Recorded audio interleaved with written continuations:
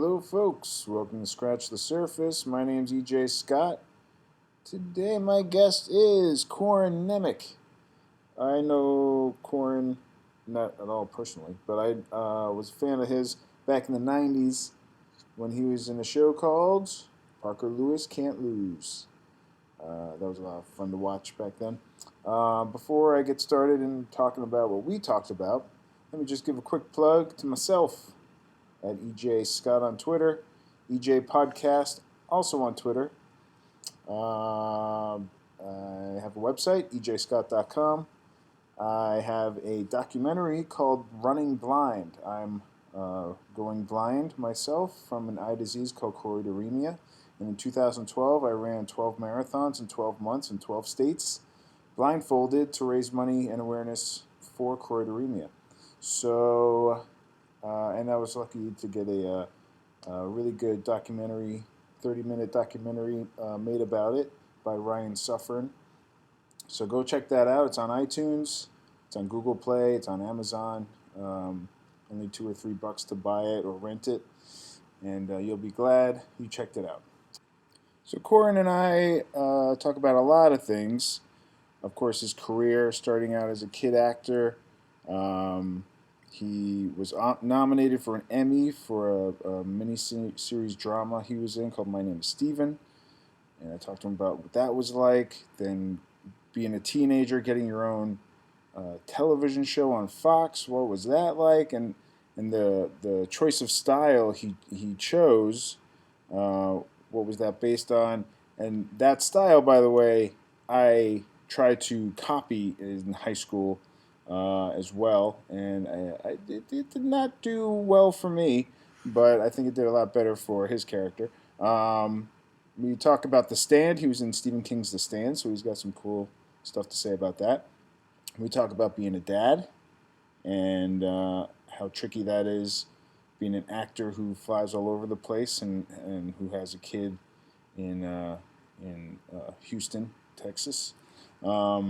He's got 2 kids, actually, but one's an adult now. And we talk about his relationship with his ex-wife, the mother of his children, and just lots of stuff. He got badly hurt on a set in, I think, Belize, and we talk about how what that was like and how that put a halt on his career for about a year and a half. His friendships with David Faustino. He's a graffiti artist. We talk about graffiti art. Lots of cool stuff. So give a listen. It's a long one, but it's a good one. So enjoy my talk with Corin Nemec. Hi, Corin Nemec. Well, hello, EJ. Nice to meet you. It's a pleasure to meet you as well. Thanks for being here. Mm-hmm. Just a quick heads up. Just be careful of tapping the table or anything like that. Yes, I won't do any drumsticking. I apprate that. My pleasure. I know that's a hobby of yours. It is. Finger sticks. That's what I call them. Thanks for being here. I go way back with you. Way back to the Parker Lewis days. Ah, yes. I'm 41. Ah, you're right in the pocket. I'm right in the pocket. Right in the pocket. Thank you. Yeah, you were probably a freshman in high school or something like that probably when it came something out. Right around there. Yeah. And I even remember you before then for My Name is Steven. Oh, yeah, the miniseries that kept all the children indoors for years after. Yep. Which you were Emmy nominated for. I was Emmy nominated. I believe at the time I was either the second youngest or the youngest person to be nominated for an Emmy at that point in the history of the Emmys. That's pretty cool. Which was pretty cool, yes. I was 15 when I got nominated and 16 when the Emmys actually came, when they actually had the Emmys. Right. So I assume you went. Of course I did. Yeah, How was that night? It was interesting. It was. You go with your mom or something? No, I went with a date. Oh, yes, of course you did. You're like, course, hey. Yes. And Tasha Ross, actually, that was her name. The girl that I went with. What's That's up, so Tasha? funny that I remember that. It was far out. I kind of was not really completely present for it. Like, I didn't really recognize exactly how cool it was, right. Because I was just kind of into my own thing, Right. And is it overwhelming too for somebody that it age? wasn't overwhelming, actually. I to be honest, I was just kind of excited that they didn't card me in the green room for a for a beverage. Just kidding, not. But it was it was a really amazing night, and I didn't realize how cool it was until years later. I was probably like in my mid-20s when I thought back on it and go, wow, man, I was nominated for an Emmy. Wow, you know, it's a big deal. Yeah. So that's interesting. So you couldn't really appreciate it until later on. Yeah, it totally. Sunk in. Totally. It kind of finally sunk in. And then even before that, Tucker, A Man in His Dream. Yes, I was about 12 years old, looked 10. Mm-hmm. Perfect. Yeah. And that was incredible. That was really the first major project that I did. I mean, I had done some commercials and a guest spot on Sidekicks with Gil Gerard, Ernie Reyes Jr. Mm-hmm. And Ernie, he became a very close friend of mine after that. I remember him. He was the little martial arts guy. He was in anything that needed a little martial arts guy. He was in it. Yeah, exactly. And then he ended up being in the Ninja Turtle. He played Donatello in the first Ninja Turtles movie, and then played the Pizza Boy in the second one, and then did Surf Ninjas after that, and a bunch of other stuff. He's a really nice guy too. Really great guy. He actually runs his own martial arts studio down in the Orange County area. Yeah. Oh wow. Yeah, absolutely. You are from Little Rock, Arkansas, originally? Fortunately or unfortunately, I am. Okay. Why do you say that? I don't know. It's Arkansas is one of those. It's kind of like it's one of those black hole states. Like you're lucky to get out of it. Otherwise, it just sucks you in and you disappear into like the nether reaches of the state. You know what I mean? Sure, I understand. I bet there's a black hole in every state. Like there probably is. I think the black hole in California is called Fresno. Okay. Or Bakersfield, one of the two. I'm not sure. It's a toss-up. Right. Well, you got Clinton coming from Little Rock. That's not so bad, right? Well, he's from Rose. Yeah. Well, no, but you have to realize that Arkansas can't stand the Clintons. Oh, is that true? Yeah, he actually lost Arkansas in both of his runs for presidency.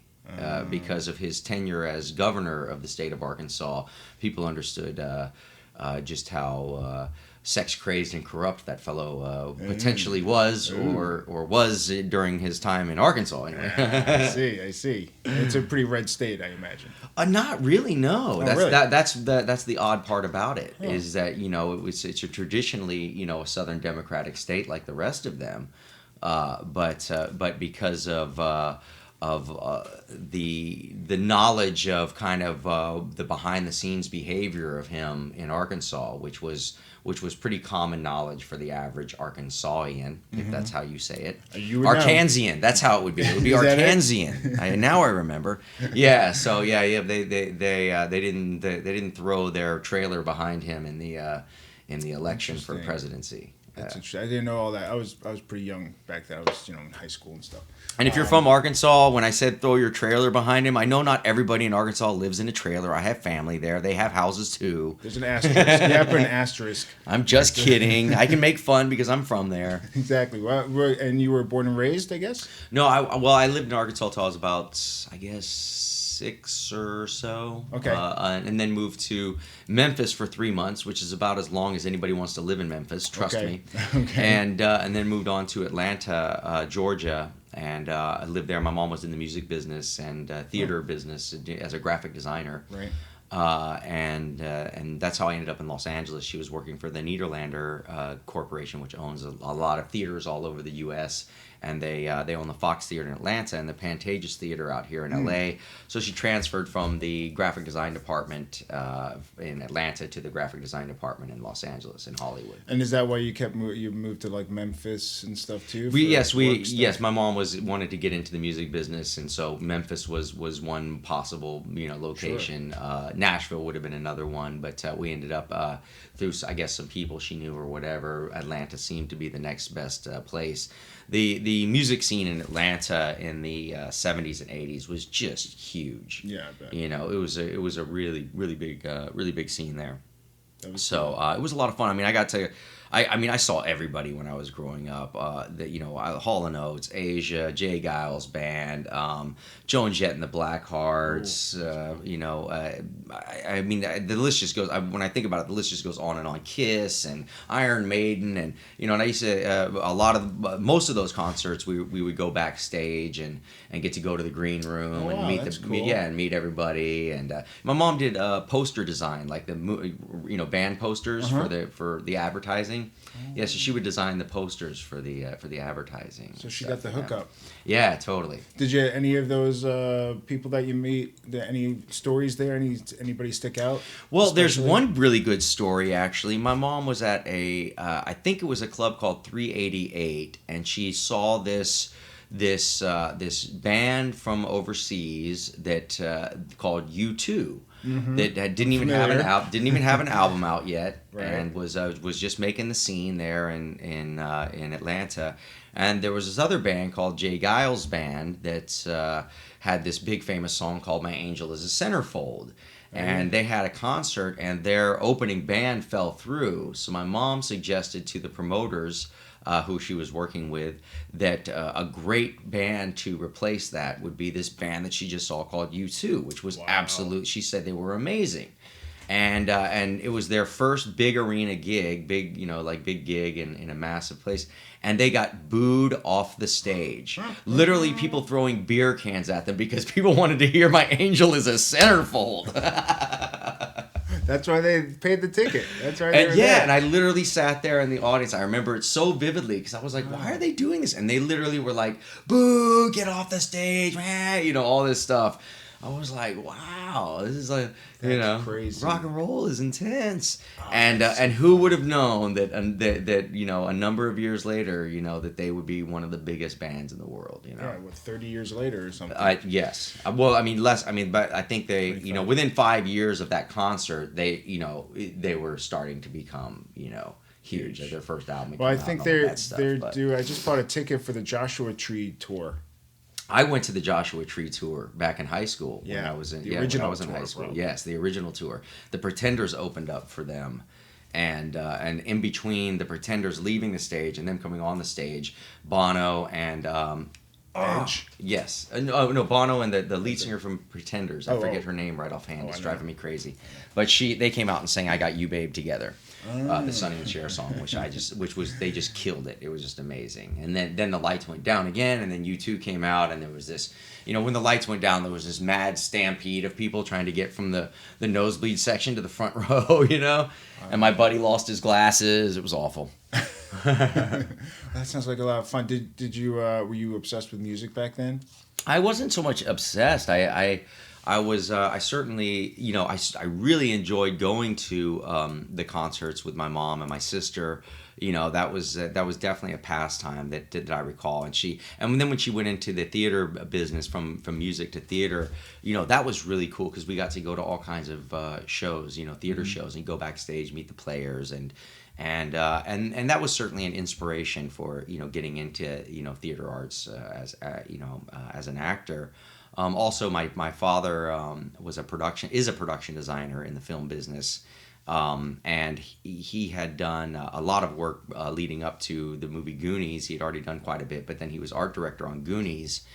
And when I saw that film, I understood because I'd flown out to Los Angeles and stayed with my dad and been on sets that he worked on. Mm-hmm. So I understood the dynamics of what it took to create a film or a TV show or whatever. I understood there's a camera there and there's sets and there's actors and there's all this stuff goes on. Right. But for me, it was the thing that it really struck me was that you could live these alternate lives. Or I could live an alternate life outside of my own. Someone would film it, put it together, and then I could actually see myself living another life, living out this adventure or this story or whatever that isn't my real life. That freaked me out. I was like, I can watch myself, doing something else. I was like, that sounds so cool. Yeah. So as a young child, I was like, I don't get as jazzed about watching some of the stuff that I do nowadays because, well, some of the stuff isn't that great. But that said, I was just that's really, it was those two dynamics that made me really, really, really, really want to get into acting. Was the experience with my mom in the theater world, and then my experience with my dad on film and television sets. So you got exposed to a lot of it as a young kid. So, and you said you started at 12? I started professionally at 12 years old. Yeah, 12. That's pretty young. Yeah. So at that point, at 12 years old, do you tell your parents this is what I want to do, or do they say, okay, well, you could start? Like, how does that even start happening? Well, my mom was very supportive. I oddly enough, it was more my own kind of pushing for it myself. I had a friend of mine named David Van Gorder, who was in 8th grade with me, and he was most well known at the time for his portrayal of Waldo in the Van Halen "Hot for Teacher" video.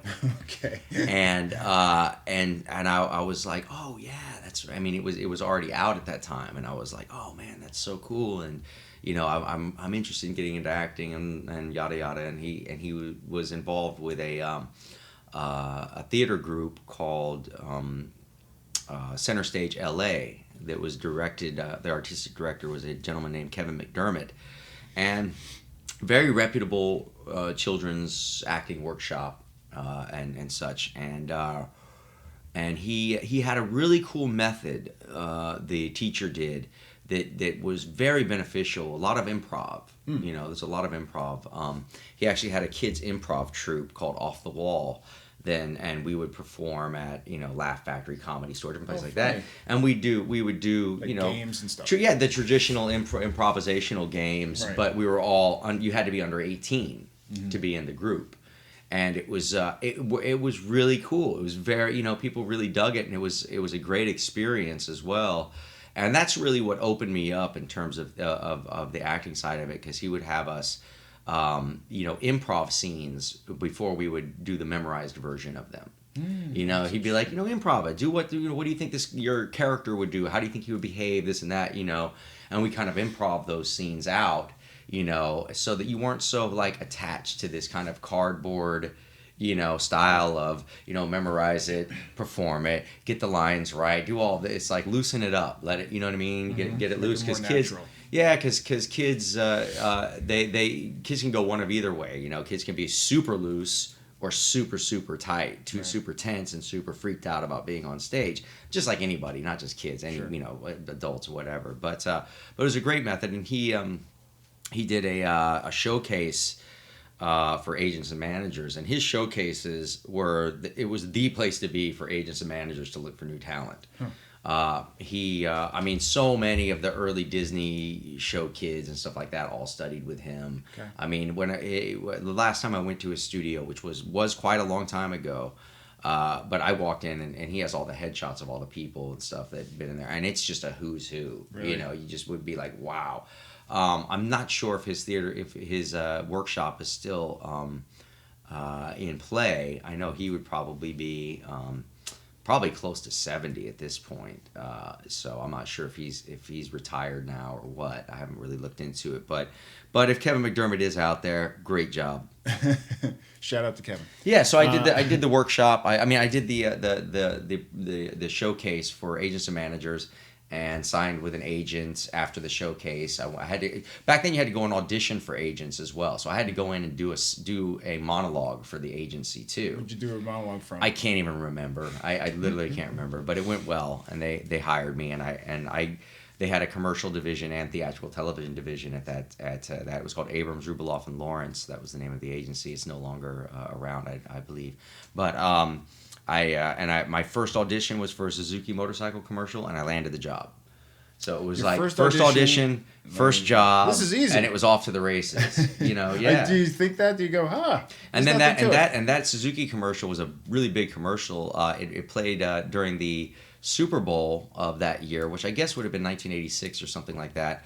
And my uncle was on vacation in the Caribbean, and he was watching the Super Bowl, and suddenly I pop up on the screen, and he's like yelling at everybody at the bar. He's like, "Oh, that's my nephew! That's my nephew!" We're like, "What's wrong with this crazy man?"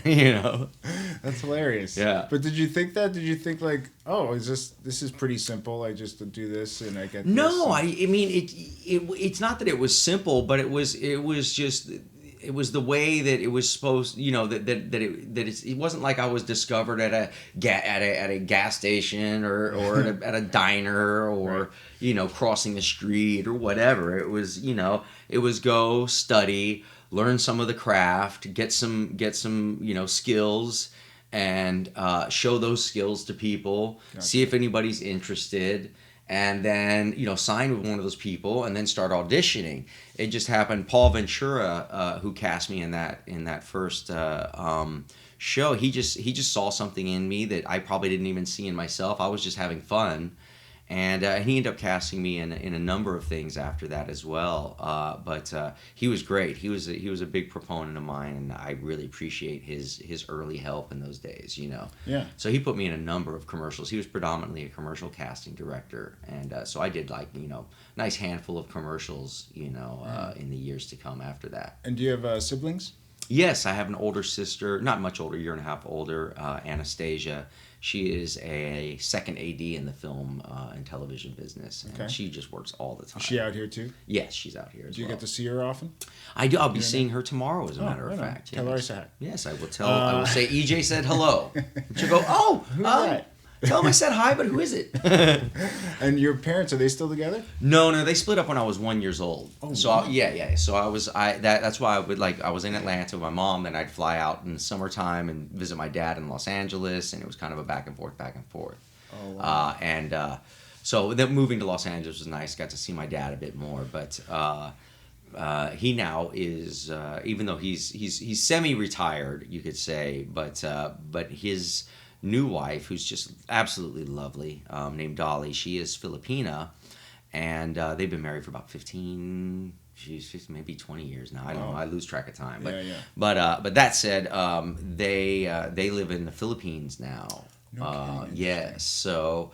It's a little far. Yeah. but oddly enough, he's in town doing pre-production for a film that shoots over in China, starting March, April, May, June or something like that. But they're doing all the pre-production here. So you get to see him. Yes, exactly. So that's been really good because it's difficult to see him from here to the Philippines. I bet. Well, you must go a couple of years not seeing him sometimes. Well, he just moved there about a year and a half ago. Okay. So it hasn't been too bad yet. Have you gone there? But I've been there, but not to see him. Not to see him. I've filmed a couple of movies down there over the years. I did one I was there about 3.5 months in Olongapo, which is where Subic Bay is, the old big military base, big naval base there, and then did another one in Manila for about 6 weeks or so. Okay. Which I actually will have to say I prefer the smaller towns than the bigger towns there. Sure. But the experience was really really awesome. Are the bigger towns pretty packed? Yeah, it's just slammed. People drive their motorcycles on the sidewalks when traffic is too heavy in the streets. Wow. So you'll be walking down the sidewalk and something, there'll be like 6 or 7 motorcycles go blasting past you, and you pretty much just have to freeze and pull your arms in, and wait for them to pass. And I was like, this is madness. Pedestrians having the right of way, I guess. Oh yeah, no. Pedestrians do not have the right of way in Manila. That is for damn sure. Similar to Bangkok, I did Operation Dumbo Drop in Thailand for literally 5.5 months. We were there almost 6 months, and I loved it. I had a great time, but Bangkok is really an intense experience. I'm not sure how much it is, how intense it is now. I know that the new, I guess the prince just passed away over there recently. But I had heard that there was a regime change, within the last 8 or 10 years or so that kind of altered a bit of the dynamics in Bangkok for the better. Trying to put a curb on the sex trade and all of that, and the darker side of the city life there, which I have to say I'm not a fan of that whole world. That type of world. It's not me at all. And having been there, I was there with a couple buddies from the film. And we went into like, everybody kind of goes into the Pat Pong area and like kind of checks it out. And I gotta say, it was just such a we were in and out of that area within like probably like 15 to 25 minutes. It was just so disturbing. It was really it was disturbing. That's the easiest way to say it. It was just like, so everything is so blatant, and I just felt so bad for how people are victimized in that world. And it's just like advertised, right? Literally, like open sex clubs, people like live sex shows, things like that, like really, really dark stuff, and it was very, really disturbing. And I was there with a guy from the Special Forces and this really big flat-nosed bloke from Australia, and these guys, I was trying to like be cool, and like at one point we all looked at each other, and I was like, and I was like, do you guys want to get out of here? And they're like, yes. I was like, oh, thank God. I thought it was just me. And they're like, man, no, come on, let's we have fun. definitely want to get out of here. And I was like, wow, okay, cool. Let's get the hell out of here. Let's go get some diseases. Oh, it was a very, very, very dark. So I'd heard that a lot of that had been curbed, and I hope it has. Danny Glover didn't get into it or anything. He wasn't there, but working with them was great. Danny Glover, Ray Liotta, Dennis Leary. Dennis Leary was the most hilarious fellow ever to work with in a third world country. He was a nonstop comedy show. I mean, it was. Everything was wrong, know. And we were in Mae Hong Son, which is up near the Burmese border, Myanmar, he had drank the hotel bar out of Jameson. And he was very, very upset about this because the other hotel that the crew was staying at didn't have Jameson, and it was every day. It was like, I can't, what am I gonna do? I can't. I mean, they said it's gonna be 2 weeks before they get Jameson, and I was just like, this has to end. And I went on this mission around this town, and this is a very small town. It's probably, I would say, maybe 20 to 60,000 people population wise. I mean, it was really small. You can walk the entire town in like a half hour, basically, But it's more of a backpacker type of place, to go to. But beautiful, absolutely beautiful up there in the mountains. But that said, I went on, at least a 2-3 day mission, trying to scour the city for something. I even went to other bars to see if they had any, I could buy it from them or whatever. And nobody had any. And there was this one sort of, I want to say it was a liquor store, but they sort of like sold, like clothes too. It was like bizarre, you know what I mean? I'll take a sarong and a bottle of booze. I don't know. It's a fusion. But it was a fusion store there. But I had gone to it, and they were like, they looked everywhere, they couldn't find it. And so I was passing back by it, and I happened to look down in the window, and I saw this box of Jameson whiskey, just with the the label and everything. I was like, there's no way, that thing's got to be empty, because it was just a box. Mm-hmm. And they said they looked everywhere, and I was like, but I have to go in. So I went in and checked real quick, and they reached back there, and it had like a good 1/4 inch of dust on the top of it. Mm-hmm. And they opened it, and sure enough, there's a bottle in there. I was like, get out of here! This is awesome. So I got a bow. I put a bow on it, and I went back to the hotel and went down to his room, and I set it outside the room, knocked on the door, and ran down the hall and kind of hid around the corner.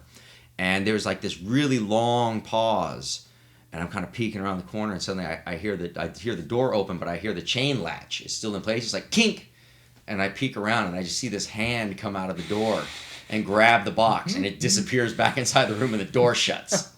And then you didn't see Dennis for 2 days. The next day and day after, he never once mentions this mystery bottle of Jameson, and I'm like, it's just eating me alive.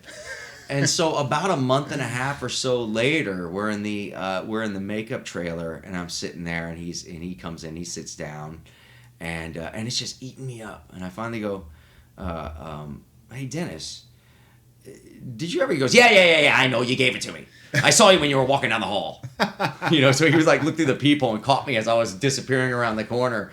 And I was like, I was like, dang it! I was like, you've known this whole time? No thank yous? I know, what the fuck? What the fuck, guys? That's hilarious. Oh, yeah, it was great. He was such a fun guy to work with. Did you ever watch Rescue Me? Oh, I did watch that show a bit. That's a good show. I mean, he's just a really, really genuine guy. I mean, he is, you get what you pay for with him, and that's like a 100% quality, hilarious and down to earth guy that has, a mouth of a sailor. Mm-hmm. You know what I mean? And the liver of an I don't know what. And so your mom, did your mom ever remarry? She did not. She abandoned all hopes for mankind. Really? But that long ago? I mean, I guess she must have stopped dating 20 years ago. Okay. Not 20 years ago. That's not. She probably 15 years ago or so she stopped dating. Which is a bummer, because I'd love for my mom. If you're listening, Mom, really, you need to get back out there. You're still young enough. Yeah. But I would love that for her to be able to have a partner. So for me, it's difficult too. I am unfortunately divorced. I do have 2 kids. My daughter though is 24 and starting her graduate program to become a English lit professor.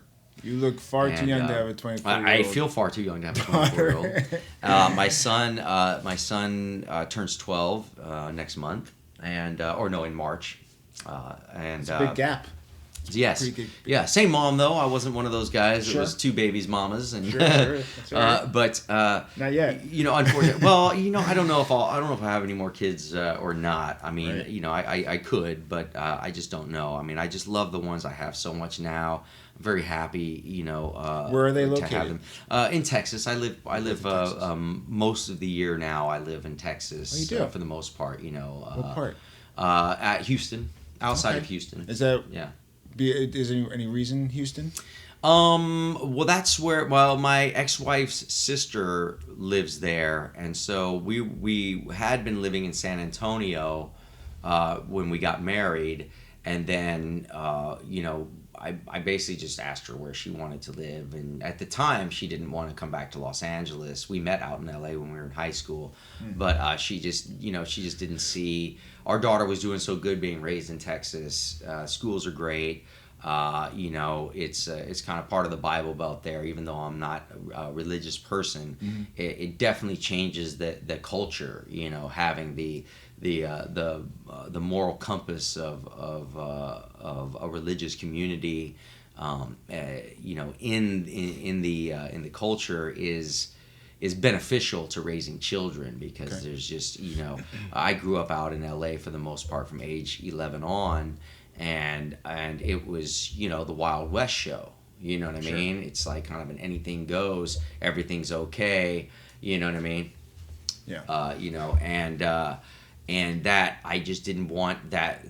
I wanted my kids to have a better opportunity to experience I would say, a clean life is one way of putting it. You know what I mean? A conservative life. Okay.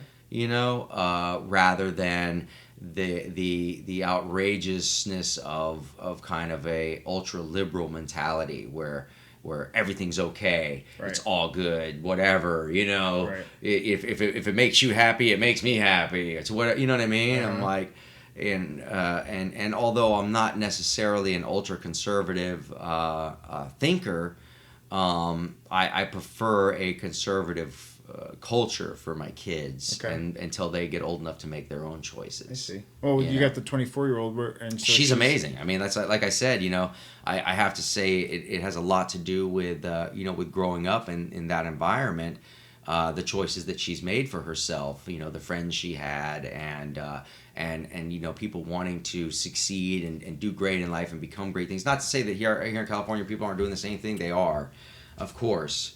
But being from the South and then being in LA, there is a very big difference culturally. Do you think also as an actor and as a child actor, that you've seen stuff and done things that most kids just don't see and do? Not really. Not as far. I mean, yes, from where I came from, absolutely, but not in terms of my experience of Los Angeles. And that was also in the '80s as well, when LA was really, really far more wild than it is today. Yeah. It was the height of the LA gang wars and the crack epidemic. I mean, I was never involved in that, but it was just the nature of of the world that we were living in, at that time period here was just wild. I mean, we had metal detectors at the school. We had, police on campus. We had shootings and stabbings and beatings and all of that stuff, happening even with cops on campus. Yeah. And it was just an intense experience coming from. I mean, I remember when I came from Atlanta to LA, and I was at Walter Reed Junior High, and I know Walter Reed and North Hollywood High are far better schools now than they were back then in terms of what it's like to go to them. But I remember, like, within 2 weeks of being at that school, I was in my electric shop, and a kid gets stabbed with a pair of scissors because of gang beef. And these are 12, 13-year-old kids behaving like that, Right. And I'm sitting there, I was stunned. I was frozen, like, in my seat at the time. Jeez. Going, he just stabbed him with scissors. You know what I mean? Where did he stab him? Like in the arm or something? No, like right in the side. Oh, jeez. Yeah. And then we had riots at the school, and stuff like that. And it was just wild. It was really wild. And there's just no reason, if I have the option, that I would want to put my kids through anything anywhere close to that kind of experience at that young of an age. Yeah. It can be debilitating and jarring, and it can set you off on a completely different path than you initially were hoping for yourself. You know what I mean? Yeah. So, So you met your wife in high school. Was she an actress as well? No, she was a model, actually. She was a model. Mm-hmm. All right, yeah, that's good. Not too shabby. So your high school sweethearts, when did you get married? Well, our daughter was born when I was 22. She was 21, and then we moved in together, then split up. See, I had a hang up with marriage because I didn't believe in contracting with the state for a relationship. Mm-hmm. I just thought that was the most ludicrous thing in the world, that I had to go before a judge and have him say, it's okay for you guys to be together. Yeah, right. And then if we didn't want to be together, we had to go back to a judge and say, "Hey, judge, is it okay if we split up?" And then it takes a year for him to say yes. And you got to spend all this money and everything else. I'm like, this is insanity. Yeah. What maniac came up with this? Yeah. You know what I mean?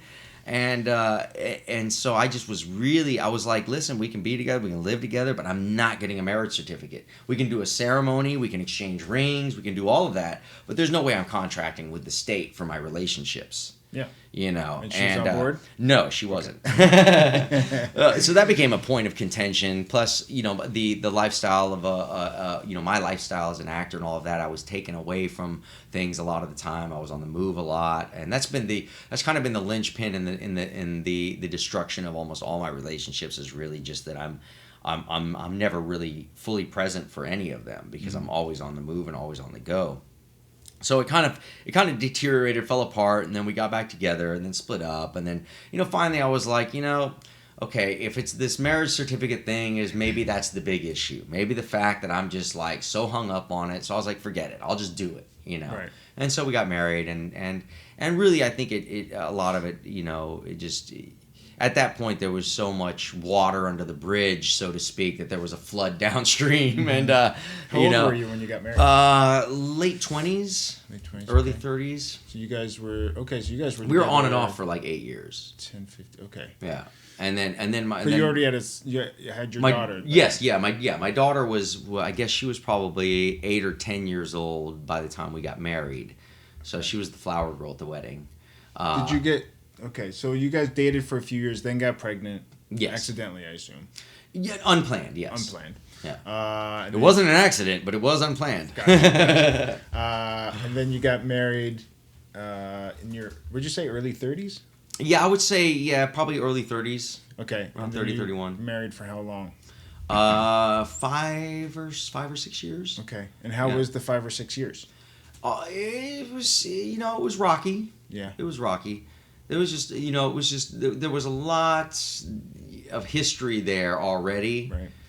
That was unresolved, and And it just, and again, my even now, even though we're divorced and all of that, my lifestyle is still a huge point of contention.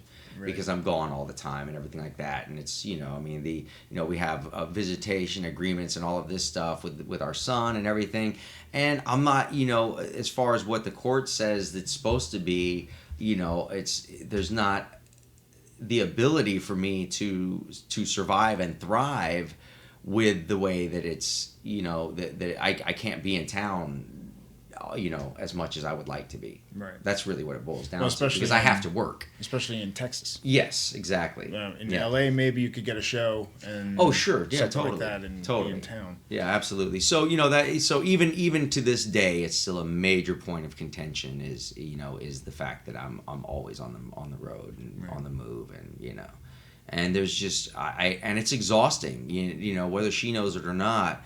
It is absolutely an exhausting lifestyle, and hustle. I love what I do for a living, and I wouldn't change it for the world.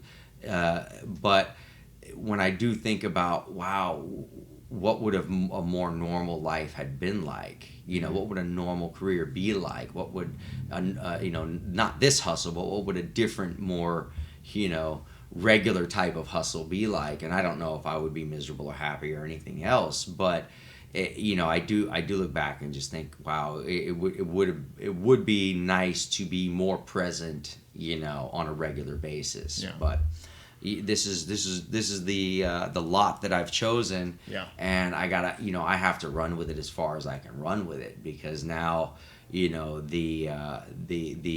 financial agreements that are in place are such that I can't change the path that I'm on. You know what I mean? For child support. Yeah, all that stuff. It's based on past earnings, this, that, and the other. So, right. I have to continue this hustle. There's nothing that I could do in Texas unless I was a brain surgeon that could, that could handle that debt. But that's a lot of school. Yeah, that's a lot of exactly. School. So what does she do now? Moms. She's a stay-at-home mom? For the most part. She just recently got a part-time job with a company down there, just to kind of do some stuff and start getting, Because the 12-year-old is pretty independent by then, right? Yes, absolutely. And that's another whole point of contention. The feeling that she's given her entire life to one thing and never pursued really much for herself, and I get some flack for that. You know what I mean? But I've done my best to provide for her and them across the board ever since my daughter was born. I've done my absolute best, and have to say, everybody, I've made my choices. She's made her choices. Everybody makes their choices in life, and it's no one person can blame anybody else for where they're at in life. At some point we got to put our big boy pants on, look back, and go, I'm here where I'm at because of my actions. Right. No one else's. Would you ever get married again? To be honest, I would love. I don't know about going back into contract with the state again, but I would love a healthy, successful, long-term relationship. With someone that I get along with and love, or even just get along with in a really close friendship way. I don't even know if love is a necessity anymore for me in terms of those types of relationship. I think love can grow and develop through friendship first off, and possibly have an even higher chance of success in terms of a relationship if it's based on a friendship, before something like the passion of love, because that can become very squirrely. You know what I mean? Anybody who's experienced it, it can become very squirrely because emotions can drive you to act out and behave, in ways that you never thought that you ever would. And like how so do you mean? Well, I look at I've never actually really been much of a jealous person for the most part, but it's like if you're involved in a relationship, let's say with somebody who you're close friends with, and let's say they cheat on you or whatever, and let's say there's not like that deep rooted love that's in there, but there's a mutual respect, a bond, and a close friendship. it will be devastating. It will be hard to accept. It might be difficult, to get through, but it won't be as insane as when you think that it's that relationship is the end all be all of life. Mm-hmm. You know what I mean? People put so many eggs in one basket when it comes to relationships that they can become completely immersed in that relationship. And their life becomes defined by that relationship. And if anything happens to that relationship, it's like pulling one card out of a house of cards. The whole thing tumbles down. Instead of playing Jenga, where you can pull one stick out and the structure still stands. Right. You know what I'm saying? Yeah. So I'm looking at more trying to play Jenga instead of House of Cards. I hear you. Are you dating now?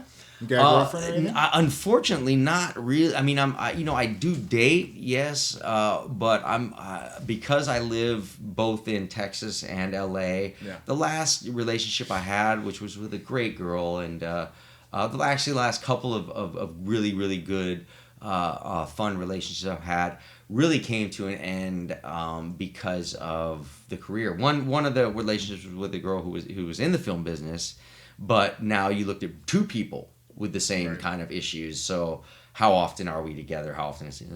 So that kind of fell apart.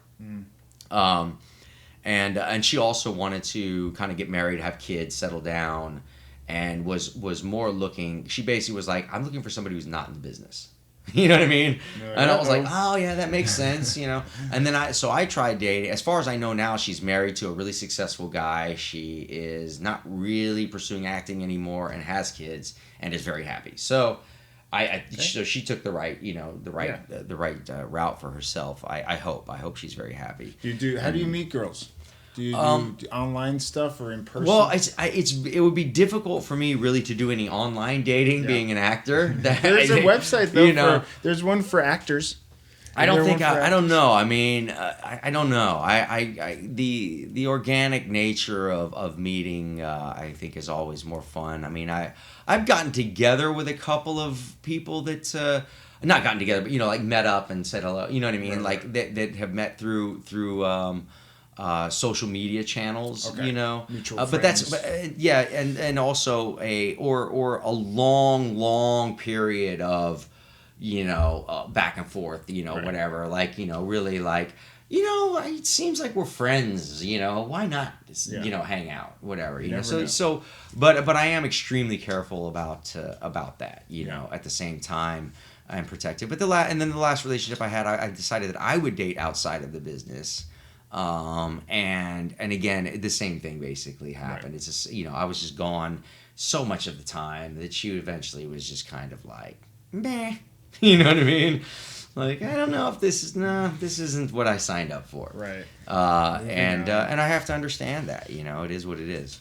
Yeah, that's too bad. Yeah, so it's that sounds there's hard. A lot of loneliness to it, you know what I mean? Because you're choice away from your kids a lot. Exactly. You don't have a significant other to come home to and and share things with. I don't even have a dog.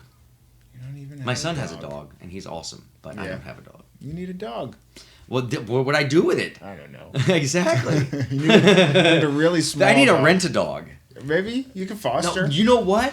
There's an interesting business. Hey, knock, everybody. Anybody out there? Rent a dog. Rentadog.com for people in need. That's a good business. That's it. Probably people would do it. If you went if you went somewhere for like a vacation for 2 weeks, you're like, I'll just rent a dog for 2 weeks. I don't know. Probably. Well, like at your house, like if you just like felt like having some, a little camaraderie or whatever, let me rent a small dog for the weekend. Have a little companionship, and then then someone comes and takes it and goes on. That would be because they're very healing. They're very dogs are healing. Yeah. They bring dogs to the hospital sometimes, things like that. Yeah. They actually had this program at one of the prisons. I don't know if it was it might have been in Utah or something like that. But they did one where they would bring pets into the prison system, and they had it was a dog. I know there was a dog that was sort of the communal dog. It was like a community dog, and the rate of violence decreased by if I remember correctly by like 40%. Wow! Just having the presence of a dog around. That's incredible. Well, they're therapy dogs. You know. That's what I'm saying. Therapy dogs. Yeah. So there's something to the spiritual nature of animals, of pets. You know, whether they be cats, dogs, a turtle. I don't care, whatever it is. You know what I mean? There's something about having right. Hey, there's probably a couple of cholos named Turtle in prison. Hey Holmes, that's my name. I say. Get that turtle out of here. There's only one turtle in this prison. That's my cholo accent. Pretty good. I have a dog. He's at daycare right now. Doggy daycare. But I whenever I'm having a bad day, I just give him a hug, and I just feel so much better. Isn't it? It's amazing. And they know. They can vibe it. Yeah. Well, if you walk in and you're feeling kind of rough, dude, they can look at you right away. They know right away. And they'll either give you your space or they'll come right up and just give you that, that puppy dog look, you know, and you're just like, and it melts you. Unless you're just a really cold-hearted bastard, dogs are just incredible. They're what kind really, does really your son have? A Labrador, black Labrador. I have a yellow lab. Oh yes, and Labradors. I mean, there you go. I mean, this is like one of the best personalities that pets can have. Really intelligent dogs. In fact, when I worked on Operation Dumbo Drop, because I had a Labrador when I was in my 20s, a black lab that grew up pretty much with my daughter. But when I went and did Operation Dumbo Drop, I actually noticed a lot of similarities in personality between the elephant that I was working with and the Labrador. Wow. Elephants are real smart. They're very smart. They're very sensitive. They can vibe you. And what it was really was the look in the eye when they looked at you. I got the same. I was like, dude, my dog looks at me the exact same way. What was it like working with an elephant like that for amazing. 5 months? Absolutely amazing. I gotta say, I really didn't know what to expect, but those creatures are really, really magical. There's something. There's a spiritual. Again, I have to go back. There's a spiritual quality to those animals that is beyond scope. It's that they have an intense ability to perceive, what's happening around them on a deeper level than just what's visually going on and stuff. The animal kingdom is full of all types of manner of beast. The most beastly of them all being the human species. Mm-hmm. But that said, each type of animal has its own distinct type of personality. Some you don't want to be around, like a wild lion or wild cheetah or wild panther or snapping cobra or you can look at them from whatever afar. And then you have other types of beasts as they get bigger. Even the giraffe, the elephant, especially. You have these larger animals. Now the hippo is dangerous. And I believe the rhino is a bit territorial. And now elephants will be territorial, if they have their children around and stuff like that, for sure, as any animal should be. But that said, there's just something about them that they seem to perceive deeper. Yeah. Did you ever go to Africa? No, never been to Africa. It's oddly enough, it's one of the it's one continent that I don't have a huge desire to visit. Oh, really? Yeah. Oh, I would change your mind. Yeah, I went last year. Did you? Where'd you go? And I went. I was on a reservation. Well, that's what I'm saying. It's the reservation side. That's really what it is. Is that I prefer. I've just heard from friends who've traveled there that it can be quite dangerous, but when you're on a nature reserve, that's one thing. It's a controlled environment. Yeah. I don't want to be in a controlled environment. Oh, I see. I want to just be in the environment and feel like, and feel there might cool, be other feel places okay, like that. I went, I was part of a marathon tour. So they kept us in this place, but you get to take tours and see all these animals and their habitat and stuff. Yeah. Amazing. Yeah, I'm sure that I will get there one day. But for some reason, it just hasn't been on the very top of my list. Of places to go. But I really do enjoy Southeast Asia a lot. There's something about the vibe there that I really jibe with. And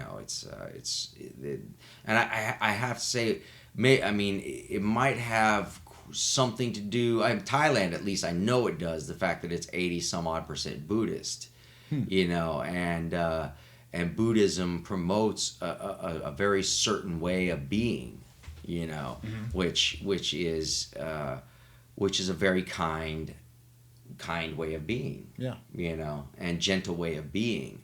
So I found that the average people in Thailand, whether impoverished or not, seem to be happy. You know what I mean? At least on some level. Yeah. You know, and I was just amazed at the kind of the energy that I got there. You know, different than Bangkok, obviously, but when I was in the other cities, I traveled all over that country. I mean, far more cities than the average person has ever gone to. Yeah, you know? I bet. Because you've been at this now for a few decades. Yeah, a few decades. So you've traveled crazy. most of the world, probably. A lot of it. I found one of my old passports recently, and was just like, I mean, it was just covered, you know, like end to end with stamps. And my current one is pretty damn full as well. Unfortunately now with the European Union, you know, you only get the one stamp, damn it. But I liked having all, you know, like the individual stamps from each country, you know what I mean. But yeah, I mean, I do love to travel, and I expect when I'm going to Israel in late March. I'm very excited about. What are you doing there? I'm doing I guess you call it kind of a PR tour. Okay. I am doing this this event. It's I will tell you right now.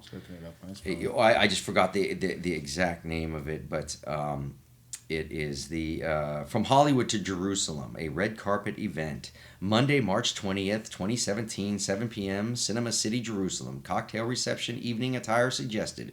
Guest of honor, yours truly, Corin Nemec. Whoa. And sponsored by Cinema City. So it's and then I'll also be doing a graffiti art event, because I paint graffiti art or aerosol art using aerosols. Is that why there's stuff on your fingers? Yes. I was painting yesterday in San Pedro, as a matter of fact. Right on. Where do you paint? On what? Graffiti art walls. On walls. Just people let you. Yes. I mean, there's places called, well, and the slang term is, you know, there's graph yards, graffiti yards. Oh, okay. There's places that are not necessarily legal, but people just don't sweat you there. You know what I mean? They're kind of like off the beaten track, and you can paint there. And then there's a lot of places where people have legal walls, whether they're down alleys or this or that. You know what I mean? Okay. There's plenty of places to paint nowadays legally.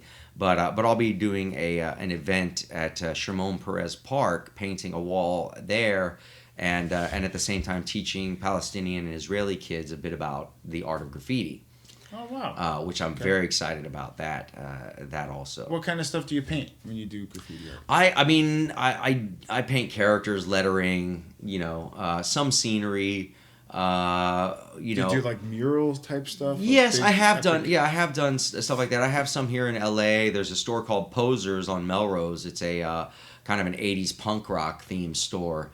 And on the back side of it, I have a large mural of Sid Vicious and a large mural of Johnny Rotten that I did back there, and some other paintings that are back there as well that I did. But those two are pretty significant and pretty iconic. How'd you get into that? I got into it really because of the breakdancing scene. I was a breakdancer when I was a kid. Really? And my breakdancing name was Kid Cruz. Of course it was. Yes. and you know, I would draw my name in like little rudimentary, you know, block letters or bubble letters or whatever. Did you start it in Atlanta? In Atlanta. Okay. Yeah, exactly. And what kind of got me the spark to want to do graffiti art was on the news when I was in Atlanta. I was in 7th grade, I guess. And on nationwide news, this epic graffiti artist from New York named Seen, S-E-E-N, had gone to Los Angeles and bombed the Hollywood sign with his name. And it made nationwide news, and I saw it on the news, and I was like, that is the coolest thing I've ever seen in my life. And so I actually started writing his name on everything. I all over my notebooks. You blame him for things. No, I was on my notebooks and stuff, and I started drawing his name in kind of a graffiti form. Okay. You know what I mean? And when I moved to Los Angeles, in my graphic arts class, there was 2 graffiti artists, one named Vision and another one named Spy 1000. And they were already well known at the time, and they were real graffiti artists. Like they did the, what's called a burner. You know what I mean? It's like a real tight graffiti lettering, the lettering style with characters, and just real intense. And it was like on a completely different level than where I was at. Right. And when I was an artist, so I knew how to draw. I just didn't have inspiration. There wasn't anything around my area in Atlanta that I could be inspired by or learn from to create my own style, and my own version of that lettering. My stuff was real rudimentary. So when I saw theirs, I was like, oh, I get it. Now I get it, So I started, I really progressed from there. And obviously was, heavy into the tagging thing and all of that, and getting into graffiti crews and stuff. And it was a really, really, really cool experience. I mean, there's a lot of guys that I paint with now that were around from back then. And you've been doing this a long time. You must be really good at it by now. I'm pretty good, man. I'm pretty good. Yeah, that's cool. Not bad. Can I find some of it on your on Twitter? There's some on on Twitter. I post some. I just posted one yesterday, but on my Instagram, I have a lot of my art, which is the169.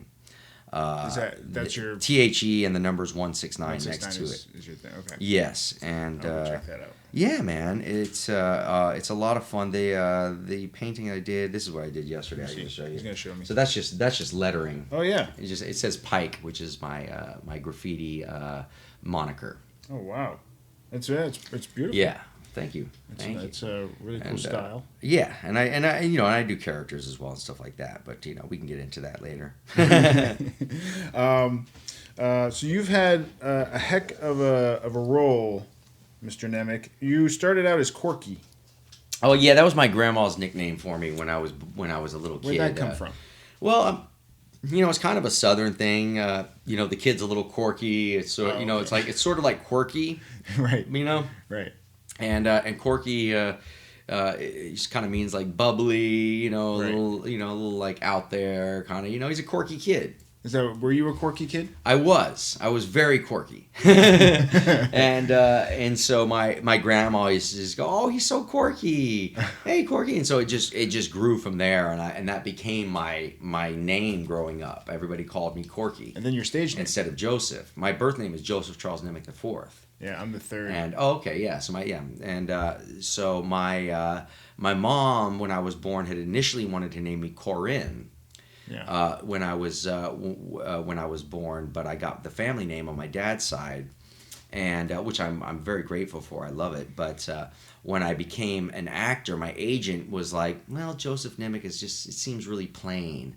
And I was like, well, I don't really want to be called. I was over Corky by the time I moved to LA. Yeah. I didn't want anybody to even know my name was Corky. By 11. So I let when they started doing roll call in class, they'd be like Joseph Nemec because that was what's on my document. So I just let everybody call me Joseph. Right.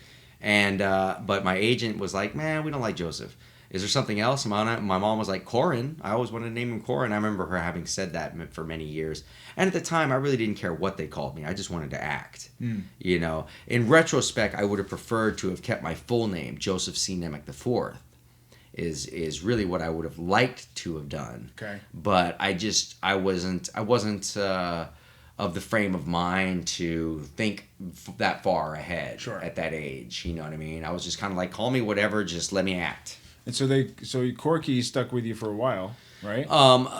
Yes, I mean a little bit because then my friends, my friends who came around my house would start calling me Corky because my mom and sister would, even though I didn't like it that much anymore.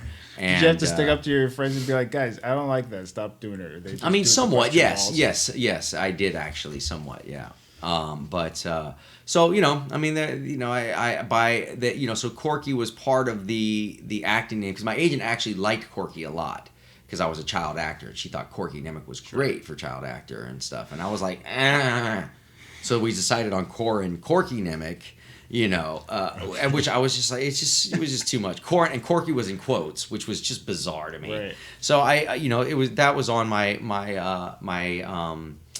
on the films and stuff, on the titles or the credits. That was on the credits for a few years, up until were you nominated? The last well, that was the last project I did that had Corin Corky in the title. So when they read your I know name, my first name is Steven. When they read your name at the Emmys, did they say Corin? I don't remember. I hope not. I really think they just said Corin Nemec, but I could be just like throwing that out there because I would prefer it. Yeah. But that was the last project that I used Corky on. I was see. like, I'm over that. I can't do that anymore. So I just went to Corin Nemec. Do you know who you lost to? Do you remember? Oh gosh, I want to say it was an actor from Lonesome Dove. Okay. I think it was because Lonesome Dove cleaned house that year. Big deal. Yeah, they pretty much just destroyed us. We were nominated for a number of categories, and Lonesome Dove just cleaned house. Yeah. Left us high and dry, which was really unfortunate because that miniseries was so powerful. I know my first name is Steven, and it got the largest shares, I think, in the history of miniseries. We had a 42 share the first night, which means approximately 42% of all of America was watching it, and the second night, 48 share. So almost 50% of the entire population of America was watching that one show on that one night. I was watching. Which is unheard of. I was probably too young to watch, too. I was like, this is creepy. Yes, very it was creepy. Disturbing subject matter. Which you've done a lot of, especially in your older years. You've done, you played a couple serial killers. Oh, yeah. Ted Bundy. Yeah, I did Ted Bundy. I did Richard Speck. Richard Speck was I hated playing Ted Bundy, to be honest. Within 3 days of playing that character, I was over it. Why? Because he was, the research that I did on him, he wasn't crazy. Mm-hmm. He was very calculative, and there was, granted, he was an alcoholic. I am thinking he was an alcoholic, based on my research, and it seems to me that he would have to drink himself into the behavior. He'd have to amp himself up through alcohol in order to act out on the thoughts that he was having. Right. But how calculative he was in his way of going about getting the people, kidnapping the women that he did such horrible things to. That it just disturbed me, to the nth degree, and I did not enjoy playing him because of that, for some reason. Which normally I'm able to kind of shake off any characters I do at the end of the day, but that one I would drive home just going, I feel so creepy. But whereas Richard Speck, this guy was definitively wacky. He was a wacky guy. He was what's called a mass murderer in the 60s. He killed 9 nurses in one night at a college dorm in Chicago. And he was even though they don't address it in the film, he was also a heavy alcoholic and also addicted to Reds, which is like speed at that time. Okay. So he was like a speed freak alcoholic and was also just crazy. He was just he did not have it all there. Sure. And for whatever reason, playing that character, even though it's very dark, obviously, and I'm not promoting that those types of individuals as beneficial to society, there was something about the character that I enjoyed playing in terms of the personality. There were some scenes that we had to do that I was very uncomfortable doing. I did them anyway. Like what kind? Like rape scenes and things like that. I'm so uncomfortable. Oh, you should be. So uncomfortable. You should not be comfortable. No, I shouldn't. For anybody. Yeah, very, very. And I would make sure to have side conversations with the actresses. Yeah, how does that and, go? Like, well, I just would take them aside and just, just explain, this is, my point of view on it, and that I'm not going to grab them anywhere where they're not comfortable. I'm not going, nothing's going to happen that's going to surprise them in the moment. I'm going to tell them exactly what I'm going to do. They must be I'm not going too. to. Of course, it's a terrible, terrible stuff to do. Those kind of scenes are awful to have to portray. They're really, really awful. I feel terrible just but, talking. Yeah, about just it, talking about it is I got to take a shower after this, But having those conversations beforehand is very helpful, and just making sure that there's a level, and also talking with the director about how it's going to be shot, and okay, what can we pretend is happening off camera that you're not seeing, right, is a big thing for me. It's like, look, I'm only willing to go this far with this. Anything beyond that, we're going to have to imagine, and people's imagination is far worse than probably. So that actually works. It's kind of like back in the old days when they would pan off of two lovers starting to kiss, and then they go out the window and you see the waves crashing, and that they're making love. Oh, you know what I mean? That's nice. That's nice though. Well, that sounds pretty intense when you do that stuff. And then to get back to your hip hop roots. Oh yeah. You did some breakdancing, and you were in a hip hop group called Starship of Fools. Yes, I was. Were you a rapper? Yes, I was a rapper. Balthazar Getty was our DJ and produced a lot of the music. Yeah. Shane Mooney was also one of the guys. He's the son of Paul Mooney. The famous comedian. And then my buddy Malik was part of the group, although he wasn't in every song. But his cousin Patah, who was from Oakland, he was a primary member of the group. So it was basically three main rappers, which was myself, Shane, and Patah, and then our DJ Balthazar, who was also one of the main music producers. And we did a really, really cool album. We were developed by Motown. We did our own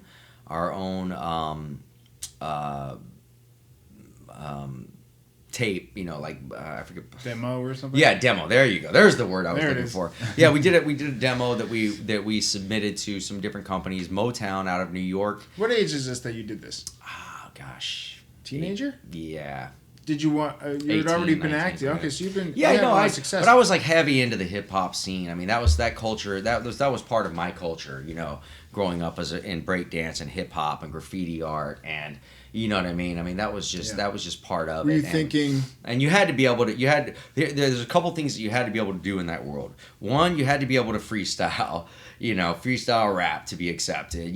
Two, you had to be able to bag on somebody's mom really, really, really good.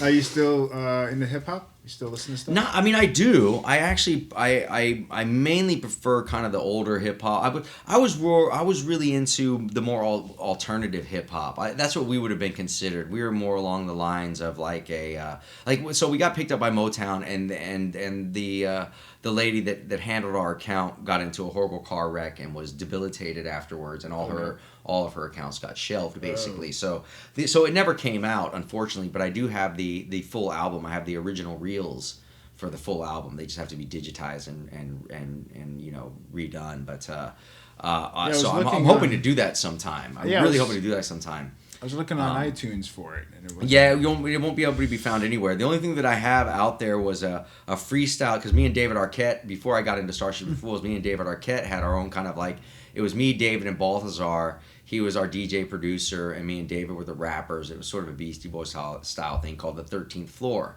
And that was the name of our group, and we did some demo stuff. And there's David not that long ago found an old tape copy of it and digitized it, and so it's on SoundCloud. It's on my SoundCloud site. It's called The Madness, and it's pretty. It's definitely a Beastie Boys-ish type of but you can hear me rap there, and I think it's pretty good for what it is. Right, I mean, we recorded it on an 8-track. And we were rapping into headphones because we didn't have a microphone, and right. You know what I mean? Funny. Yeah, so it was all jury rigged. When you're growing up in this town with the people that you're meeting, and there's a easy way to slip into the drugs and alcohol scene. Did you ever have issues with that? Oh, yes. I mean, yes and no. I mean, I certainly did have, fair share, a fair share of not until I was later on in my 20s, mid to late 20s. Fortunately, oddly enough, the hip hop scene in the 80s, early 90s was very anti-drug use. I mean, it was about blunts and beer. You know what I mean? Right. But it was really anti drug use, especially narcotic use. And that was extremely beneficial, for me especially, because I knew plenty of people that were already into narcotics and stuff by the time I was out of high school or even in high school. Yeah. I saw quite a bit of that. Well, you mentioned David Arquette, and I know he's had his troubles with addiction and stuff like that. Sure. And most anybody who grew up in the film business or is growing up in the film business now, will likely skirt the edges of that, if not have to deal with it directly. Yeah. It's the nature of the beast, It's a very, very difficult,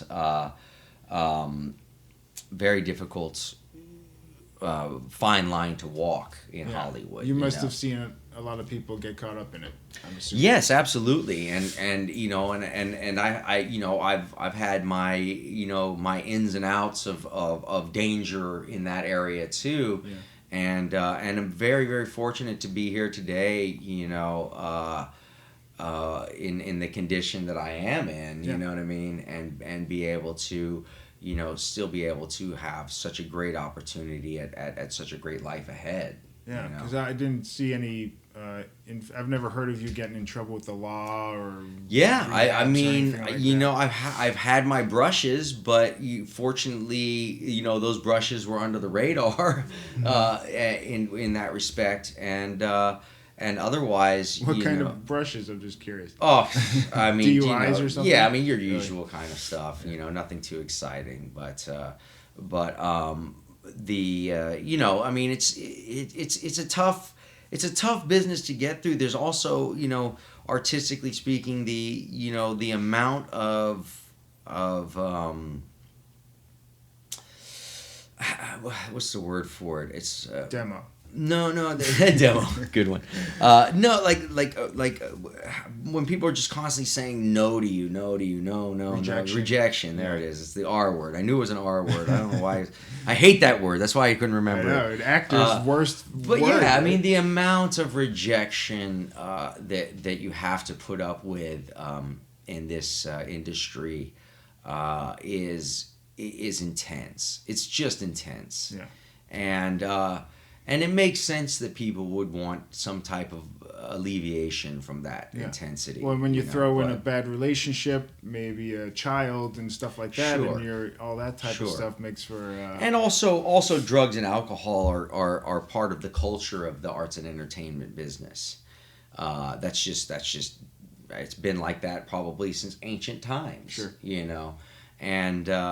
And that's why it's kind of a beast. And although I have my understanding is that the film and television industry today is far more conservative than it was when I was coming up in it. Yeah. And they don't put up with a lot of the stuff that they used to put up with anymore. So, which is a good thing. They don't have to. Well, they didn't have to back then either. They were just willing to. You know what I mean? But it's far more corporate now than it was, and I think there's a benefit to that too, because it's kind of forcing the issue. Like, hey, we expect you to behave a certain way if you want to work and be successful here.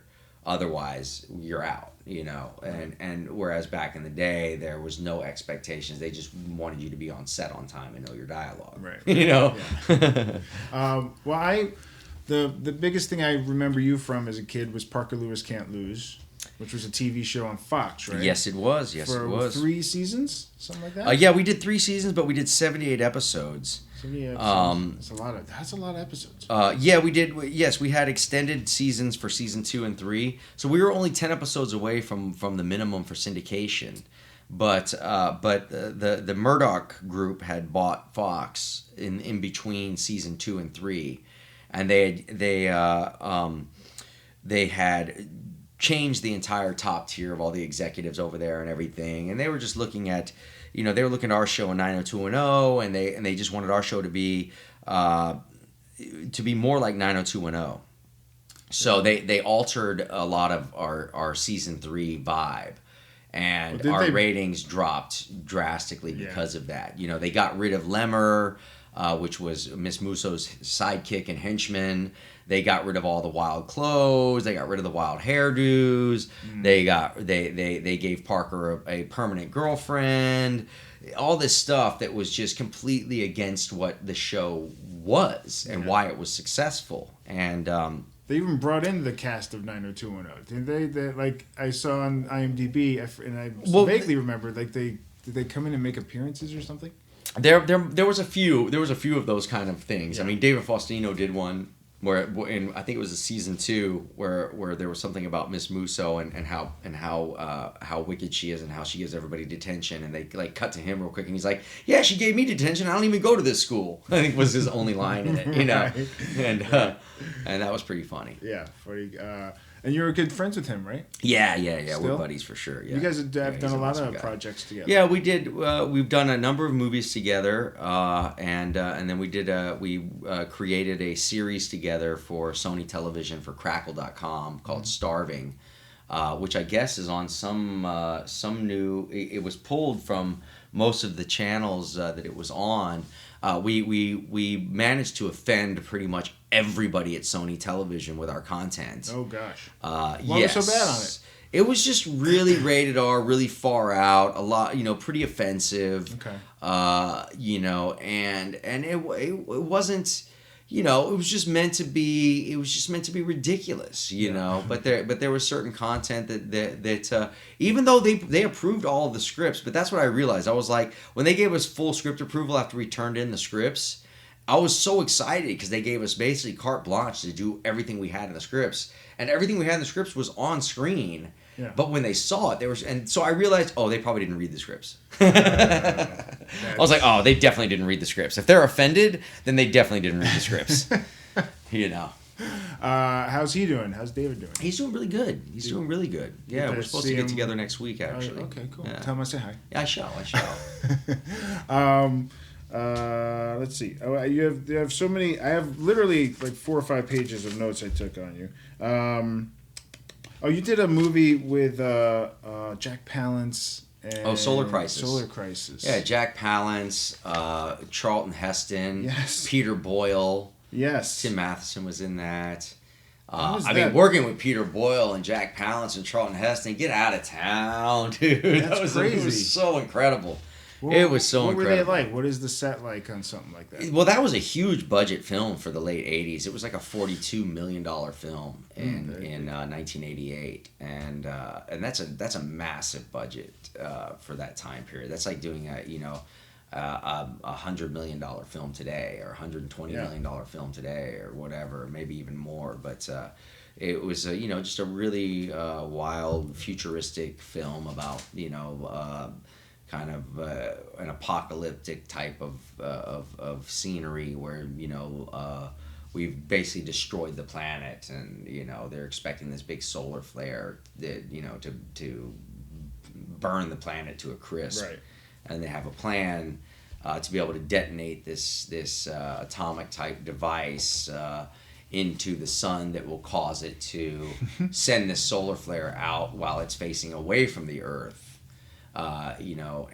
And save the world. So it was a cool concept. Great. Richard Sarafian directed that. He was the director of Vanishing Point. Darren Sarafian wrote the script. Who'd you act with mostly? Jack Palance. Yeah. Wow. Yeah. I mean, that was just. I mean, what I'm telling you, I don't even know how to explain it. He had his own private stash of Jack Daniels in the makeup trailer. Of course. Yes. He's old school. He'd do a little Jack and coffee in the morning. A little wake up. He was just really, really incredible to work with. He was so interesting to watch. I would find myself in the middle of scenes kind of getting lost in watching him portray his character, and sort of have to like snap myself back into like, oh well, wait, what am I supposed to be doing here? You know. Yeah. And working with Peter Boyle too. I mean, that was just I had seen him in One Flew Over the Cuckoo's Nest, you know, and was just like wow. And even in the movie Tucker, what an incredible cast in that too. You know, with Jeff Bridges, Martin Landau, Joan Allen.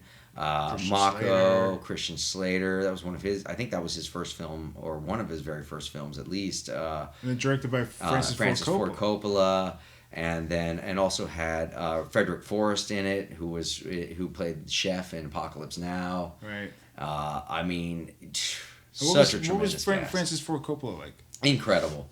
He's like a big teddy bear of a director. Because you have to audition for him, I guess. Yes, I did. I did have to audition for that, and I think I got the part not so much because of my performance in it, but because I looked so much like I could be Jeff Bridges' son. Right. You know what I mean? They're like, yeah, I mean his performance is okay, but gosh darn it, does he look like Jeff Bridges when he's a kid? You know, so. Yeah. I think my looks had a little bit more to do with me getting that job than my performance did. I had a fun time acting in it, but I was very green at the time. You know, very green. And well, Jeff Bridges seems like the greatest guy ever. Such a nice guy. I mean, really, really, really down to earth. You know, he's like a father's father. You know what I mean? He's just like your quintessential guy. Was he taking pictures and stuff back then too? Oh yeah, he did. Yeah, I still have it somewhere. But he did a full photo album book for the movie Tucker of all of his pictures that he was taking with vintage cameras from that time period. Oh, wow. Yeah, so it's a great book to have. Really, really cool. And he was just amazing to work with. Really, really amazing. That was an incredible time. Yeah, really incredible time. I've had the fortune, oddly enough, with such a strange career that I've had the fortune of working with some really amazing actors over the years. Yeah. You know. Well, Wesley Snipes. Wesley Snipes. Which was awesome. I did a film with Donald Sutherland called Life Force Experiment, which was a sci-fi type movie back in the early 90s. And I mean, that too, working with him was just awesome. He seems like a pretty professional actor, totally, right? Totally. He's on point. That dude is on point, you know. I mean, he is very professional. Yeah, we got a little people, but they're excited. They're excited for Donald Sutherland. They're like, "Go Donald!" Going crazy. He's still honky. All right. That's no, but yeah, you know, I mean, when I look back on it, I'm like, wow, man, you know, it's for such an. I feel like I've had kind of an odd career. The fact that I'm still working, you know, in this day and age from the age that I did, and also being a product of that kind of 80s, early 90s pop culture television shows, right. You know, where a lot of the actors from that time period were sort of, you know, like pigeonholed in that time period, you know, especially because I get somehow jumbled in with the two Corys. Which you know, Corey Feldman. I'd met both of them back in the day. Sounds like Corey. Yeah, exactly. Yeah, I mean, Corey Feldman's such a cool guy, such a nice guy. Never really hung out with them much. You know, they were in a totally different scene than I was. Yeah, they were in a very different scene than I was. You know, I was more of in like that urban, you know, that urban culture scene. That's how me and Arquette actually met, was through the graffiti art scene, because he was in a graffiti crew called KGB, Kids Gone Bad, and his street moniker was Someone, and we became friends through, you know, the graffiti culture, you know, in the 80s. So, same thing with like Seth Benzer, who's the lead singer of Crazy Town, Shifty from Crazy Town. Oh yeah. And, how's he doing? He's doing great. Is he? Crazy Town is back together, and they're touring, and he's just doing awesome. He was he's kicking ass. Celebrity Rehab. Yes, he was. Yeah. He'll shit. Well, at this point, he'll never be on that show again. He's doing fantastic. Good. Yeah, he's got years and years and years of sobriety now. Oh, and that guy broke my heart. He had the cutest little kid on that show, and I was like, oh, that kid's so cute. Yeah. I just felt so bad for him and the kid. Yeah, well, he's doing awesome. He's doing really awesome. And my buddy Justin Warfield, who's the lead singer in a band called She Wants Revenge. Oh, yeah. We were in the same graffiti crew together. And Mickey Avalon, the alternative rapper. Actually, I shot the photo for his first album cover, But a lot of the people that I know still today and know now and knew professionally, was really through the graffiti scene. Same thing with Balthazar. I met him kind of through the, he was into that. He was into that alternative scene. That's my dad calling right now. You want to answer it? Oh, just real quick. Okay. We can record it. Hey, Dad, I'm in the middle of a podcast right now. Can I give you a call right back? Okay, love you. Well, when I was watching Parker Lewis Can't Lose, I really looked up to your character because I was like, oh, he's so cool.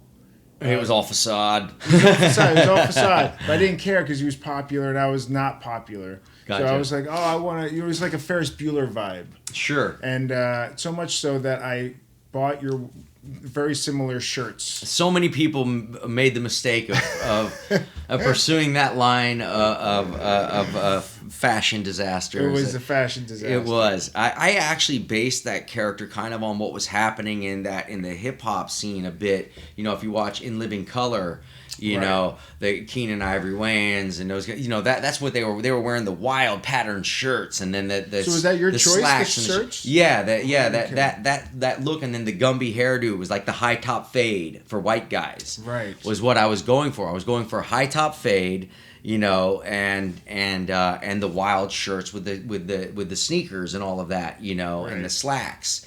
That was what was happening. So that's really where that whole entire look came from, was like the urban hip hop, type of culture at the time. I didn't even realize that's how I was dressing. Yeah, Didn't totally, realize man. it. I look back at some old pictures. I'm like, look at that shit. That's my Parker Lewis days. Yeah, if you put me and Keenan Ivory Wayans side by side at that time period, we would have looked almost identical.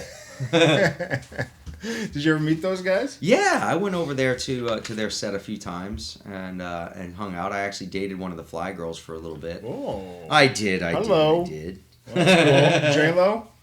No, unfortunately, no. Which one did you date? Can you say? No, of course not. Well, in Parker Lewis, you had some cool people in there. Mila Jovovich did an episode or something? Yes, we went to high school together, me and Mila, actually, in real life. Wow. Yeah. Well, oddly enough, like me, her, Balthazar, Seth Benzer, Justin Warfield, Christina Applegate, Soleil Moonfry, Right. Jenny Lewis. We all went to high school together. Jenny Lewis, wow. We all went to high school together. I met her like a year ago, Jenny Lewis. Tim Stack played your dad. Oh, that guy. He's so awesome. I love Tim Stack. I love Tim Stack. He was hilarious. He is hilarious. I say that. He is hilarious. And I just worked with him. I did an episode of Kirby Buckets. And he's one of the writers on Kirby Buckets, writer-producers, I guess, on Kirby Buckets as well, which was really great to see him again. It was a really fun episode. Is that how you got the job? Did he? No, I mean, I auditioned for it, but he definitely helped me get the job. Okay. I think, And then there's all these, I guess, cameos of like Ozzy Osbourne, Ziggy Marley. Oh, we had Yankovic. a who's who of cameos on that. I mean, I can't even remember all of them. People tell me, like, I'm like, oh God, that's right. Oh wow, that's right. The Weird Al, I remember very much so, because they wheeled him by playing on his piano. They like wheeled him through the background of the scene, and it was just so hilarious and bizarre. Some of those cameos took place without me present, because they were just quick shots and just like, just the person looking into camera and saying some piece of dialogue that was relative to the storyline or the show or the episode or whatever. We actually had the Energizer Easter Bunny on the show as well. The Energizer Bunny, not Easter Bunny. The Energizer Bunny on the show as well. Right. He lays eggs while hitting a drum. John Panette was on the show. Yeah, John Panette. He passed away a year or two ago, unfortunately. Yeah, he was so fun to work with. God, he gave good hugs. Yeah. He gave great hugs, man. He was a huggy guy. He seemed like a sweet guy. He was a tactile guy, He liked he liked being chummy, and he was so good to work with. Love that guy. Man. He's terribly missed. Yeah, when you're and like Phil Hartman was on the show. Yeah, that's right. So when you worked with, in the amount of years that you've been doing this now, you hear about you probably hear pretty often, probably yearly, about somebody you worked with that's passed on or something. Probably. I hope not. I really hope not. You would. Not yearly, but certainly there's been enough people that I've worked with that passed on. There's more people that I've known in life that have passed away by far than that I've worked with. Yeah. But, like Jack Palance, he's still alive. I'm just kidding. Webster, you did 6 episodes of Webster. No, I did a full season of You Webster. did a full season. Okay, I did all but I 6. think I did all but one episode of season 6, the final season. Of Webster. They're not giving you enough credit. No, they're not. What was? Nor enough residuals. No. That was a miserable show to work on. Emmanuel Lewis was awesome. He was awesome to work with. Such a great guy. But Alex Karras and the lady that played Ma'am. I remember. I can't. So his remember. parents. They were awful. They were really? awful. Why were they just weren't. I mean, they might have been pleasant in their own worlds, but they used to be married in real life and divorced during the show, and they absolutely hated each other. Whose casting idea was that? Well, no, but they got divorced during the show. Like they were married when the show started. Why would you do that? Why would you hire a real married couple? You know, I it don't could go know. to shit. Yeah, I don't know, but I have to say it was absolutely miserable working conditions. They had to stop filming in front of a live studio audience because of the arguments they would get in on set because they both were like again, they had sailor mouths like Dennis. They could have given Dennis Leary a run for his money. Where's the Jameson? I would just be, sometimes the fights, they had to put their dressing rooms on opposite sides of the soundstage. So the only time they would ever cross paths was when they had to do scenes together. They would never rehearse together. They would never do anything. They would just be on set, say their lines, and walk away. And they would get into some nasty, nasty bouts, That's horrible. with some real foul language. And that apparently, because our season was done without a live studio audience. Because the previous season, they had so many issues with it, and you have all these kids in the audience, and there's the C word coming out, and the D, and the this, and the F you, and the, and you see all the parents are like, hands over the kids' ears, just looking like deers in the headlight, and it was, and so they made it a very unpleasant work environment. No kidding. Very unpleasant. What season did you do? Season 6, the final How many season. the final season? That's probably, I can see why it's the final season. Boy, that's unfortunate. What did Emmanuel, was he used to it by then? Oh, he was like whatever. He's like he was already 18 at that point. Yeah. When I was on the show, and I was like 14, I guess. He would just kind of laugh it off. He's just like, whatever. He didn't, Oh my God, that's fucking crazy. Now, what's this thing? What's Alan watching? Directed by Tommy Schlamme. That's what got me Parker Lewis, really. Okay. It was a pilot which was released as a TV special, but it was a pilot that was done with Eddie Murphy Productions and CBS about a kid who had a crazy family life. Again, another amazing cast. Peter Michael Getz was in that. It was just awesome. Barbara Barry, Smothers Brothers had cameos in that, and a whole host of people did stuff in that. George Carlin. Yeah, George Carlin. Eddie Murphy was in it. Did you get to meet these guys? My experience with Eddie Murphy was unfortunate. That was in his I Hate Whitey phase. Okay. And when they walked me over to introduce me to him, and they say, "Hey Eddie, this is Corin Nemec. He's the star of your show, and all this." And he was with a group of his buddies, and he kind of like half looked over his shoulder at me, looked me up and down, and I'm standing there with my hand out. You know what I mean? To shake his hand, like so stoked. I mean, like I'm a huge fan of Eddie Murphy at that point. And he just kind of glanced me up and down, and then looked away. Not a word came out of his mouth. The star and he just went back, of his show? Yeah, and then he just went back to his conversation, And I was like, I was so mad. I was so hot. Bummer. I was more mad than I was upset about it. I was just really pissed. I just felt so slighted, And then the producer's just consoling me on the way. He's like, "Oh, sorry, he's just the way he is. It's all good." Da, da, da. But apparently, that's why the show didn't go any further than that, because he was behaving the same way with all the CBS executives and stuff that he was working with, and it was a very, very tense and miserable work experience for the people on that level. And they were just like, "I'm not willing to go down this road," Yeah. So they released it as a TV special, but the creators of Parker Lewis. Clyde Phillips and Lon Diamond, they thought that was one of the best TV shows that had been done in Tommy ages. Schlamme is an Emmy-winning.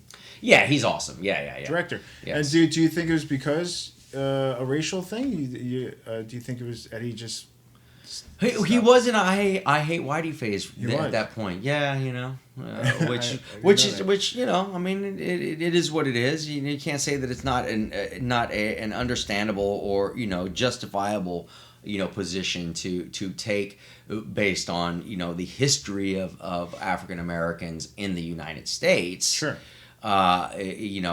Certainly there is room there to justify not liking Whitey, Sure. But Whitey loved him. You're right. I guess so. So Solar Crisis, my son Johnny. I think I remember that one. Yeah, that was awesome too. Well, I loved Rick Schroeder. Rick Schroeder was great in that. He did a really tremendous job playing the older brother. That was based on a true story as well. I actually really was in. I thought that one we should have got an Emmy nod too. Not necessarily for me, but for the show itself. That was a really powerful miniseries about sibling violence, in the home and stuff, and based on a true story about a younger brother who was constantly abused by his older brother to the point where he finally shot him. And were you guys the brothers? Yes, we were the brothers. And who was older? He was obviously the older brother. So he was mean to you, and then you shot him? Yes. Yeah. Oh, but after years and years and years and years of physical and mental and emotional abuse, he finally just snapped and killed him, Jesus. He just couldn't take it anymore, and it was a really interesting story that I think was an important one to tell in terms of how you can have abuse in a household that's not from the parents. You can have sibling abuse, where does from he one get it sibling from? to the other. Where does well, from what I could understand, the household that they were in wasn't exactly, a stereotypical household. There was some, there were some issues, just in terms of, I think, the financial stresses, potentially some alcoholism in that world, and the brother was definitely, the older brother definitely had started getting into alcohol and drugs at a very young age and was running with some street kids, tough guy, I believe, if I remember correctly, the original story took place in Philadelphia, which was a very tough city, and they lived in a rough part of town. So, it was, but the amount of abuse that the younger brother, was having to endure was overlooked by the family, for whatever reason, it just wasn't, it wasn't ever addressed. It's like, well, that's what brothers do, or whatever the case may be. But, right. But boys will be boys. Yeah, that kind of thing. And it was, it was a really, really good project to work on. I enjoyed it very much, working with Rick. It was, we had a great time on that. Where's he now? Is he in the mountains or something somewhere? I believe he's in Utah or something like that. I know he's had property out that way for a long time. Utah or Denver or Colorado, one of the two. I can't remember. I think it's Utah. But he's had a place there for ages. Yeah. But I don't know what the story is. What he's up to nowadays. Did you work with Rip Torn? Yeah, Rip Torn's awesome. Yeah, he was. I love Larry Sanders Show. Yeah, of course. Is Rip still around, right? I don't know. I do not know. I'm forgetting now. But so he was cool to work with? Yeah, I mean, I had forgotten that I worked with him until you just mentioned it. He was credited in that movie. Yeah, no, exactly. No, I remember now. I just, like I said, there's so many people that I've worked with over the years. A lot of times I forget. Yeah. In fact, me and William McNamara, he's working on a film I'm doing right now called Rotten Tail, based on a graphic novel about a scientist who works for the military and gets bitten by a rabid rabbit in one of the labs, and he turns into a half man, half rabbit right. type deal. But I had forgotten that we worked together on Island Sun ages ago, and we also did the one thing I had remembered we did together. We did this book reading together for somebody's novel. It was like a self-help guide type novel thing that we each read like half of it or something like that. It was totally bizarre, but But yeah, I really like. He's very talented. He's a very talented guy. Well, you have like 91 credits on IMDb, so there's a lot Oh my to goodness. go through. There's a lot to go through. And so then we go to The Stand. Oh yeah, what a cast. Whew. Great cast. I mean, you got. I forgot. I started watching it last night just to get in the mood. Yeah. I forgot it's like a 4-part miniseries that's just each one's a movie basically. So you got like 4 movies to watch. But it's directed by Mick Garris, written by Stephen King. Not just based on his book, but he wrote the screenplay too. Well, he did, and because he wanted to, people had wanted to make that into a film for years and years and years, and he would never give anybody the rights because it was such a big book. It was his longest book and his first book.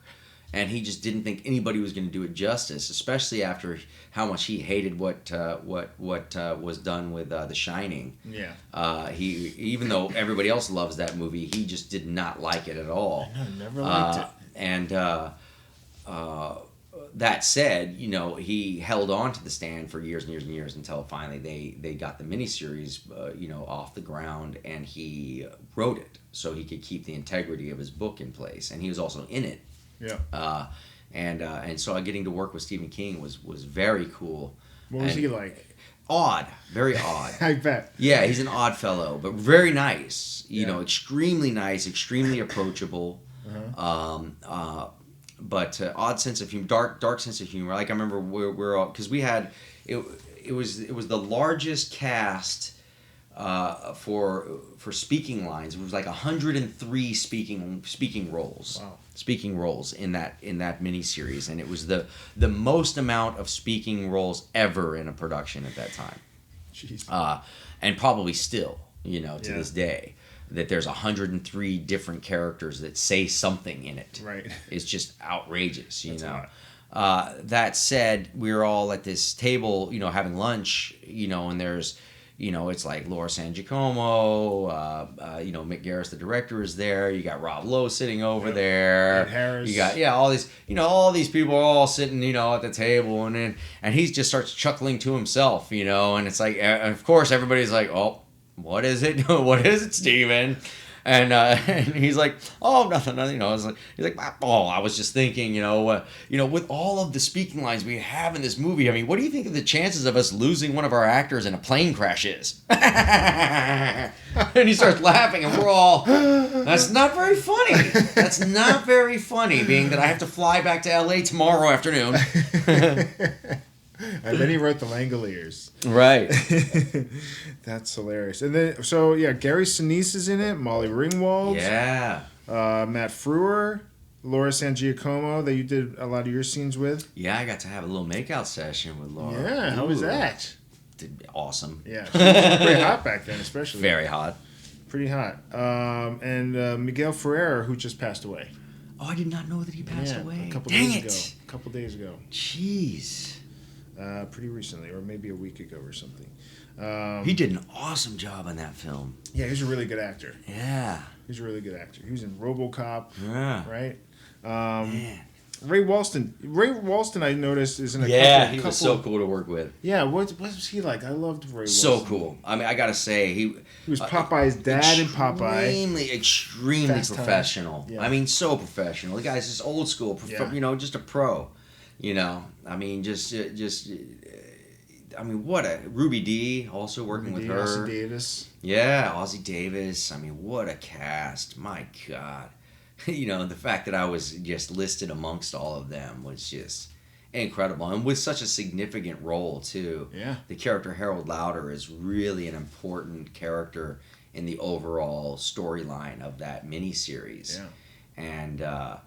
And I was completely wrong for the part when as far as the descriptive goes. But I had auditioned for Mick Garris for Sleepwalkers a couple of years before, a year or so before, something like that. And he really wanted me for that part because of my performance. But I didn't have the physical look that they were going for. And he... What were they going for? Just a muscular guy. Real, and I was very lanky. Still am, but very lanky then.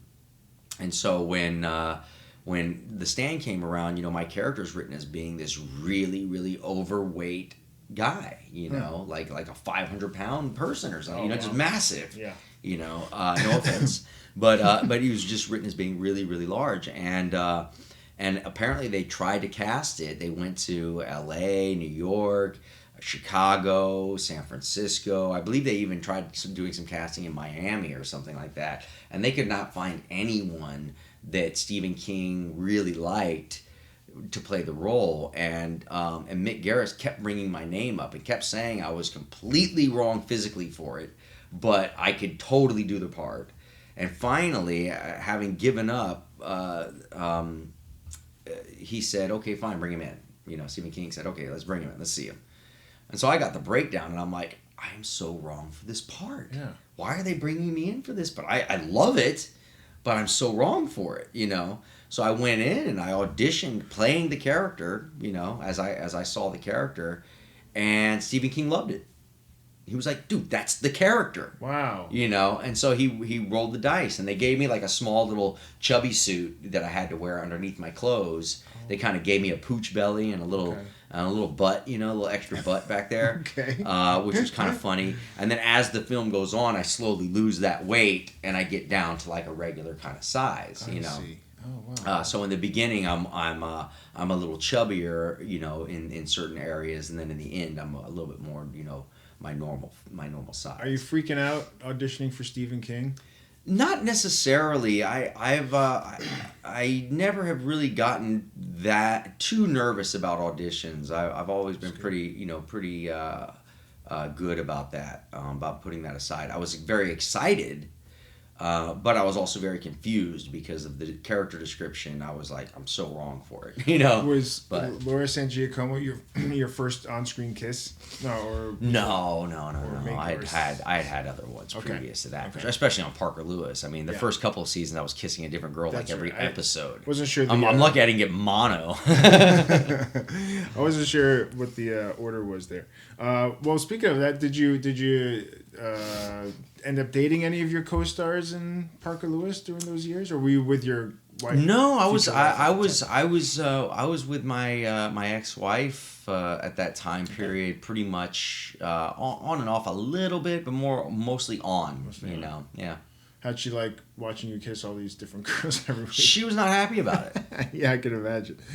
Molly Ringwald. What was Molly Ringwald like? Because the first scene I watched was with you. Mick Garris told me, he said, I really want the relationship to be strange in this. So Mick Garris was like, in between scenes, I want you to go over and just stand really close to her.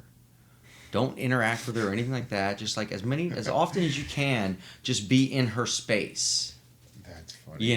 And so I would literally like walk over and I would just stand really close, like facing completely opposite to her, but we're almost back to back when she's in the middle of a conversation with somebody, and like I could hear her, and she'd be like, like talking to one another, and she'd go, as she so slowly discovered that I'm standing like 3 inches away from her. Right. She was like, So I would do that pretty, periodically throughout production, like always just kind of weirding her out, Did she ever call you out on it? No, she was so polite about it, but she was definitely weirded out. All right, it worked then, I guess. What about Gary Sinise? I love Gary Sinise. Yeah, great guy. I mean, just, it feels like, you're working with like your average construction worker type, you know what I mean? He's just like, your man's man type of guy, just blue jeans and work boots and a t-shirt. That's like, that's what he shows up to set in, you know what I mean? Yeah. It's like, he's just a real normal dude, and a very talented actor. But genuinely just, no real hang-ups. Oddly enough, as much as people like to paint actors as potentially being weirdos, I have worked with so few weird or obnoxious actors in my life out of all the ones good. I've worked with. That's rare. 99% have all been totally down to earth and extremely cool. and there has been a 1% of complete jerk offs. But that said, that's only 1%. Pretty good. That's, and that's, I kind of equate that to like the 1% that rules the world. Right. Complete jerk offs. Right. They should be actors.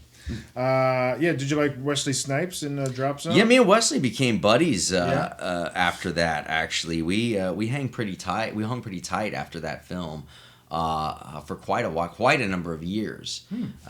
We just had a lot in common in terms of what our interests were. As far as like reading goes and philosophy and alternative history, things like that. We definitely had a kinship, that stretched far beyond, the working relationship on set.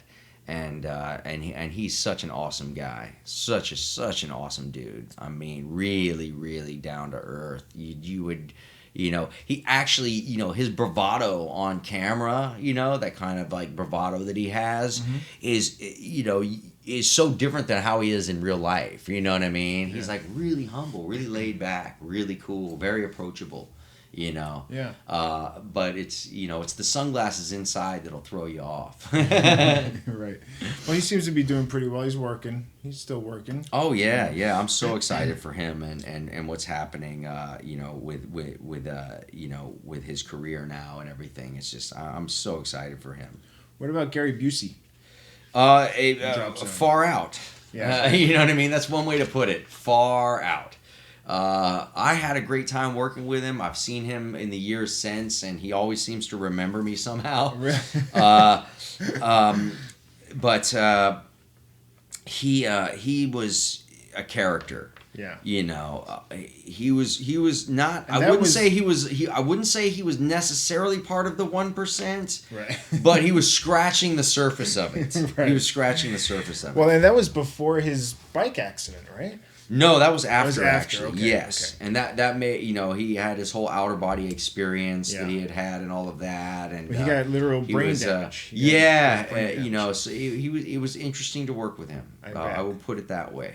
Was he just he did a great job as that character. Yeah. I mean, he's it didn't the oddness of him as an indivial, certainly led to a very cool performance. But he's a nice guy. I mean, I gotta say, he's not a jerk, but he's an odd dude. But there's plenty of odd people in the world. Is he able to listen to direction and stuff like that, or do you just let him go? Yeah, yes, but I mean, he's the kind of guy you kind of just let him do Gary. Yeah. You know what I mean? That's where you're gonna get the best. You just gotta let Gary do Gary, right, and make sure you're filming while he's doing Gary. Right. Did you get to work with Ed Harris, or you didn't, or get to meet Kathy Bates or anything? Because it was so that cast was so good on The Stand. Yeah. Well, and you worked for a bunch on Stargate SG-1. You mean as far as episodes go? Yeah. I did 23 out of 24 episodes for season 6. Yeah. And then 3 episodes in season 7. One episode in season 5. Did you direct one? No, I wrote one. I wrote the storyline for one. Then the writers themselves actually write the script. That was after they had told me. Unfortunately, they had told me that they're always looking for storylines and to feel free to go in and pitch them anytime I wanted. Uh-huh. And I was up in those rooms pitching them stories like at least once every other week, maybe twice in a week or whatever. I think they finally gave me that one because they were like, just please don't come back. Well, that's cool. Do you want to do more writing?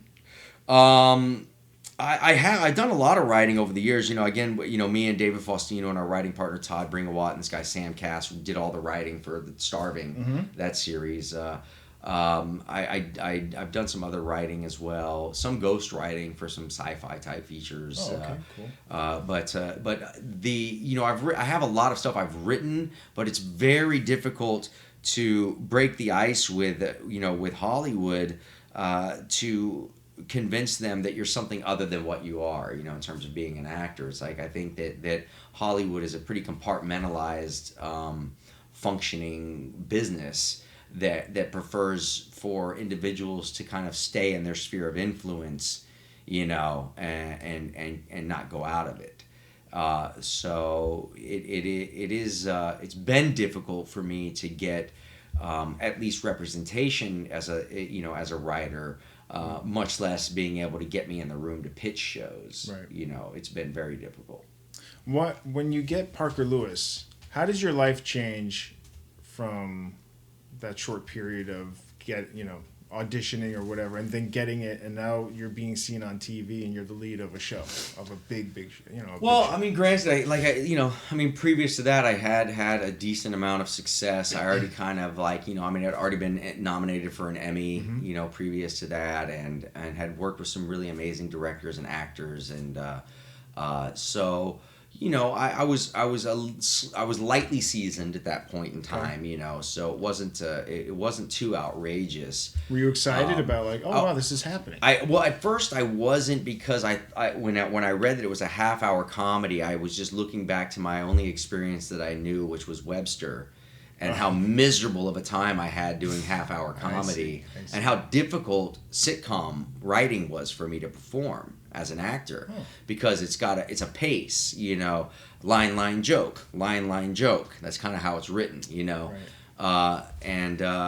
And there's a pace to that if you're not on top of it, it's like a jockey on a horse. Right. If you lose the rhythm, you know what I mean, then you're gonna mess up the race. Right. So there was a rhythm to it that from my own perspective as a comedic actor, I looked at myself as more of an organic comedian, you know what I mean? Like finding the comedy out of the beats and the moments or the situation or whatever organically, slowly, smoothly, versus what sitcoms are like, which is all really forced, really fast, really, and granted, Parker Lewis was a very high energy show. The style of writing was more of a feature film type of style of comedy than it was a sitcom, because Right. we were a single camera. Yeah, we weren't multi-camera. We were a single camera, 4-wall show, which was very unusual for a half hour comedy at that time period. Yeah. To shoot it like that, and then you had the Malcolm in the Middles and all these other things that came after that, which a lot of the directors on Parker Lewis and writers went onto those shows. Okay.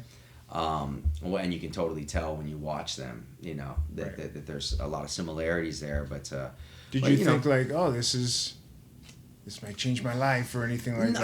I didn't. I was just excited for the consistency of work and to be involved in something that was going to be cutting edge and interesting, because they initially I turned it down, didn't want to be in it. Like I said, the creators of that show really loved me from What's Alan Watching, the Eddie Murphy special, and they wanted me for Parker Lewis. They thought that I was going to be the right guy for it, and I just wasn't interested, because I thought it was going to be a half-hour sitcom. And I had just done the movie Solar Crisis, and I thought that was going to be a huge hit, which it totally flopped. Right. It completely flopped. So I thought I was on the path to a burgeoning movie career. Right. So when I went down and sat with them, they were like, "Well, no, this is going to be, we're going to shoot this like 3 O'Clock High, with this film with Casey Siemaszko." Love that movie. And I loved it too. And when they said, when they told me that, I was like, oh my, then I saw it. I totally got what they were talking about. And I loved that movie. I thought that movie was just so ridiculously cool. Yeah. And I was like, then I was immediately excited and totally enthusiastic and like completely on board, and just like, this is going to be awesome.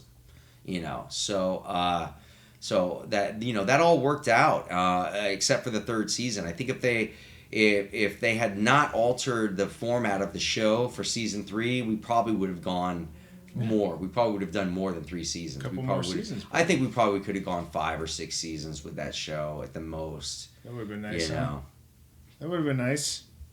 Well, I'll wrap it up. But there was one interesting thing that I read, that you got in a boat accident a couple years ago. Yeah, that was almost died, man. Yeah. Shattered your leg.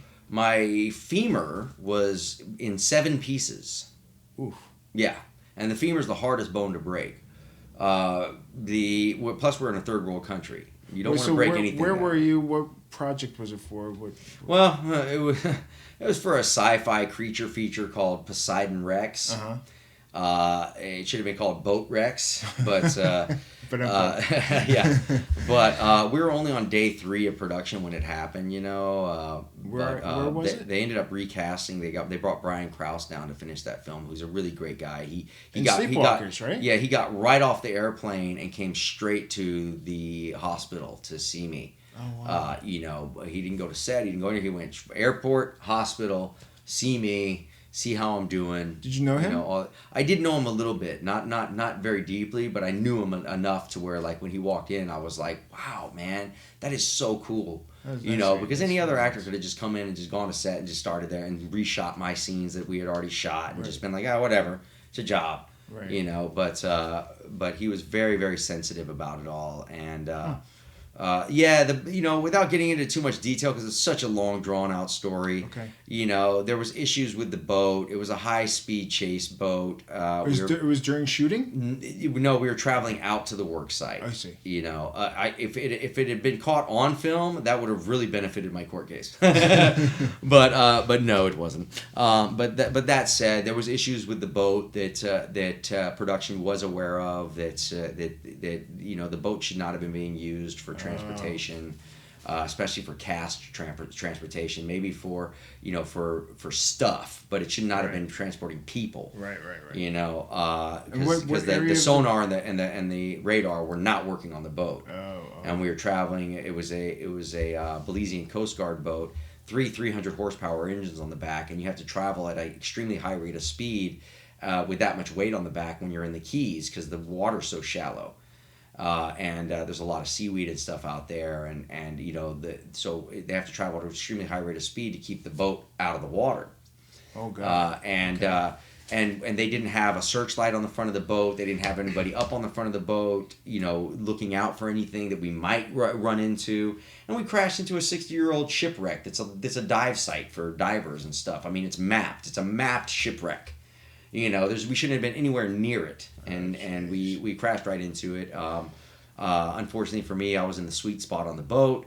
Got that injury, which even though the pain was just something otherworldly. I can't even explain that part of it. But the length of time it took to get from the wreck site to the hospital was the most dangerous part of it all because it took almost, I would have to say, 2 hours or more, to finally get there. And so you're not getting any help for 2 hours? No, and I was bleeding out inside my leg. Oh, Fortunately, it was inside the leg, so it decreased the amount of bleeding that was happening because the bone didn't break the surface because I was wearing skinny jeans. So skinny jeans saved my life, But I literally lost 3/4 of the blood in my body. I was about an hour away from bleeding out. Oh my God! You almost died. Yeah, dude, I almost died. It was crazy. I didn't know it until afterwards, but I almost died. And this is Belize? Yeah, in Belize.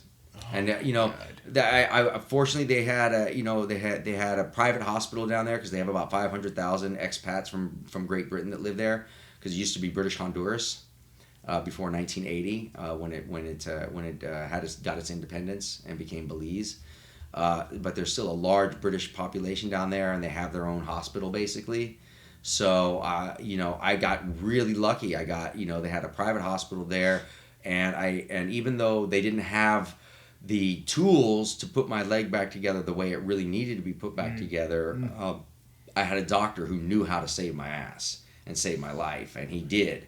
If I had been in any other type of situation, I likely would not have survived that. But I had to have the surgery redone when I got back to the United States and had it done, in a more modern way. Right. It was basically, it was put back together like it would have been in the 1960s. But with like screws and a lot of screws and plates and all of this, and all of that fell apart within months. It was like my leg was falling apart inside my leg. Oh my God. And so they had to go in and redo the entire surgery, put a titanium rod from hip to knee.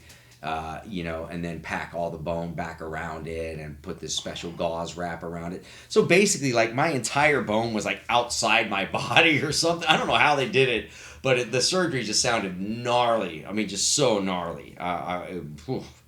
Don't ever want to go through that again. Were you the only one that got hurt in that accident? I mean, basically, there was one of the actresses lost a tooth. Another actor kind of sprained his ankle a little bit. You got the worst. It was so bizarre. I was just in the sweet spot on the boat, man. It was so bizarre, because nobody else got anything anywhere close to what I got. Oh my god. Yeah, it was. What does that do to you? I mean, awful. have you ever been in something like that before? Ever break anything like that before? No, nothing like that. The only thing that I've ever broken was a collarbone. Oh, how'd you do that? A scooter accident. A scooter. Yeah. Because after something like that, you must be laid up for months. I did, yeah, I was, man. I mean, it took me out of the game for about 1.5 years. I had to do like 5 months of inpatient physical rehabilitation. Went from being in a wheelchair for 3 months, not being able to walk at all, to slowly having to learn how to walk again and getting that all the muscle memory. I mean, my leg was, it was like a toothpick in comparison. It was just like skin draped over some bone. It was really gnarly looking. God. Very sad. I was so sad for my leg for so long, but I had some really great rehabilitation. Where was the rehab? All in Texas. I did all of it in Houston. Yeah, that's why I chose to go there. Because wherever I got the final, wherever I came back to, I was gonna have to stay for a long time. Yeah. So if I'd gone back to LA, I'd have been stuck in LA, and I just didn't want to be that away from my kids for that length of time. I wanted to be near them and around them, and especially after something like that. That's all I wanted to do was see them. Yeah, of course. They're like therapy dogs. Totally. And so you mentioned a lawsuit. So I'm sure. Were you happy with the outcome? Of that? No, I wasn't. Oh. I was just happy that they covered all of the medical expenses like they should have, because there were some issues with that leading up to. That's why I had to file a lawsuit, because the way that the insurance was structured, it was a really shitty insurance deal. And the insurance decided they weren't going to pay for it, and so I had to pursue a lawsuit in order to trigger a secondary policy, which came into play that ended up paying for everything, and then that insurance company had to sue the other insurance company to get the other insurance company to pay them back the half of the costs of what they were paying. It was just ridiculous crap, just ridiculous. I mean, in reality, if that type of injury had happened in any other type of scenario, as far as work related or say at a Walmart or whatever, I mean, in all likelihood, it probably would have been a retirement check right there. You know what I mean? And it wasn't anything like that at all. In fact, I was lucky that all the costs of the medical were covered. Which was over $600,000. Jesus. It was like $680,000 in medical. Well, that should be a given that your medical expenses get covered. What I mean? It wasn't a given. That's it wasn't. That's called a really crappy insurance policy. No shit. Oh my God! Yeah, I'm glad you made it through. Welcome to low budget filmmaking, fellas. Yeah, welcome. Are you more careful these days? Or are you like, well, is everything all right? I'm not getting. Well, I certainly will be and have been more careful in terms of things of that nature. In terms of how are we getting to set? What kind of transportation is it? What are we on? What are we doing? What are we? You know what I mean? Yeah, those kind of things. I'm a little bit but my radar was up even when it was happening, because I knew that there was something off as it was. There was just nothing. We weren't given any other options but to get on that boat that day. But there was already murmurings of issues with that particular boat, so the production was aware that boat, had some issues, That's some fucked up shit. and they stuck us on it anyway. That's some fucked up shit. Yeah, it is. Yeah. Well, I'm sorry to hear that. That's all good, How man. are you now? Like, can you walk around okay? Is there Man, problems? you know what? I'm great. In fact, I have 60 grand worth of titanium in this leg that is that You could you sell know. your leg. Yeah, man. It's there is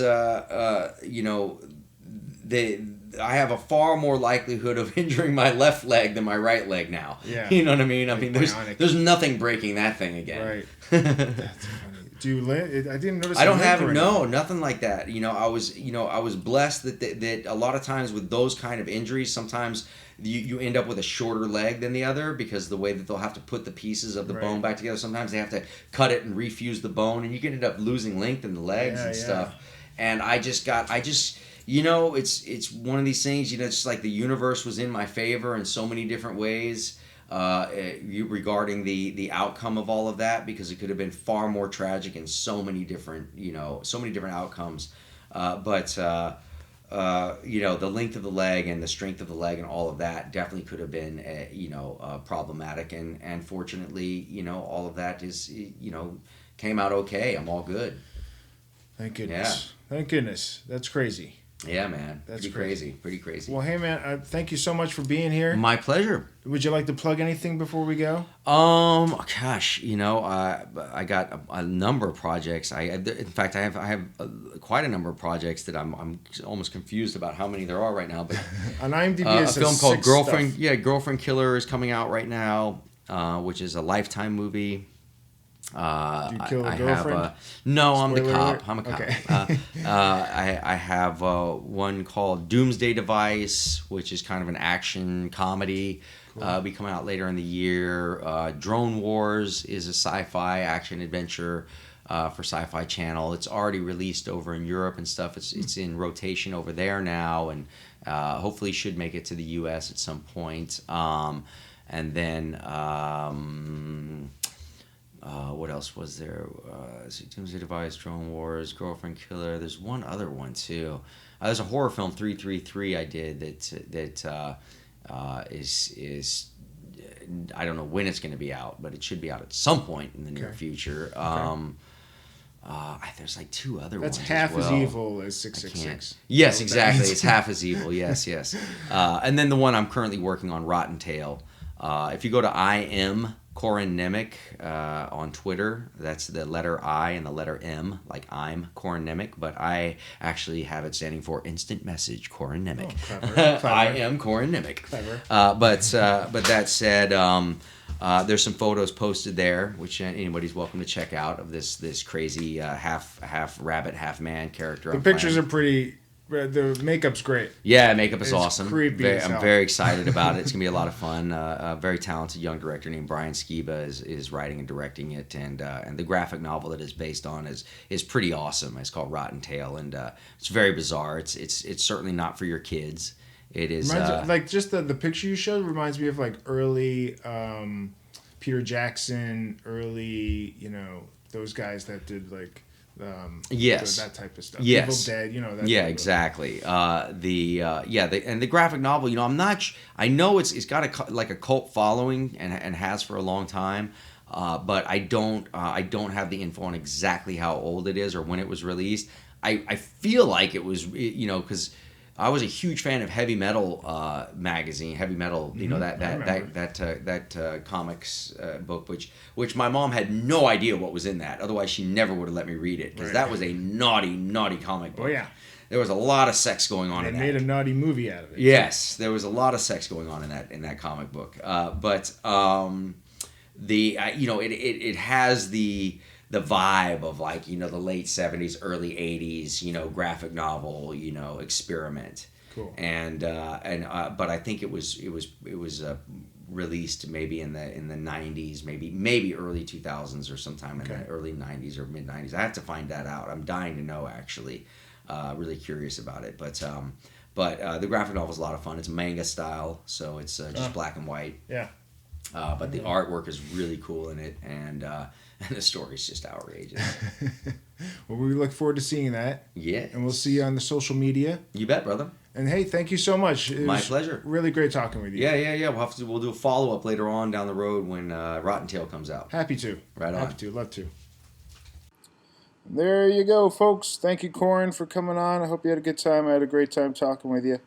And I hope everybody that listened just enjoyed themselves and listened to the podcast. One more time, on Twitter, you can find me at EJ Scott and the podcast at EJ Podcast. And my website, ejscott.com.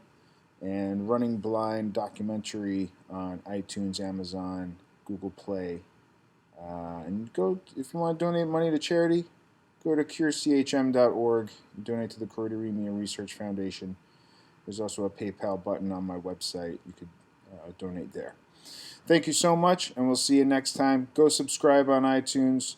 Lots of great guests coming up. Check out some past podcasts. And thanks for listening. Bye.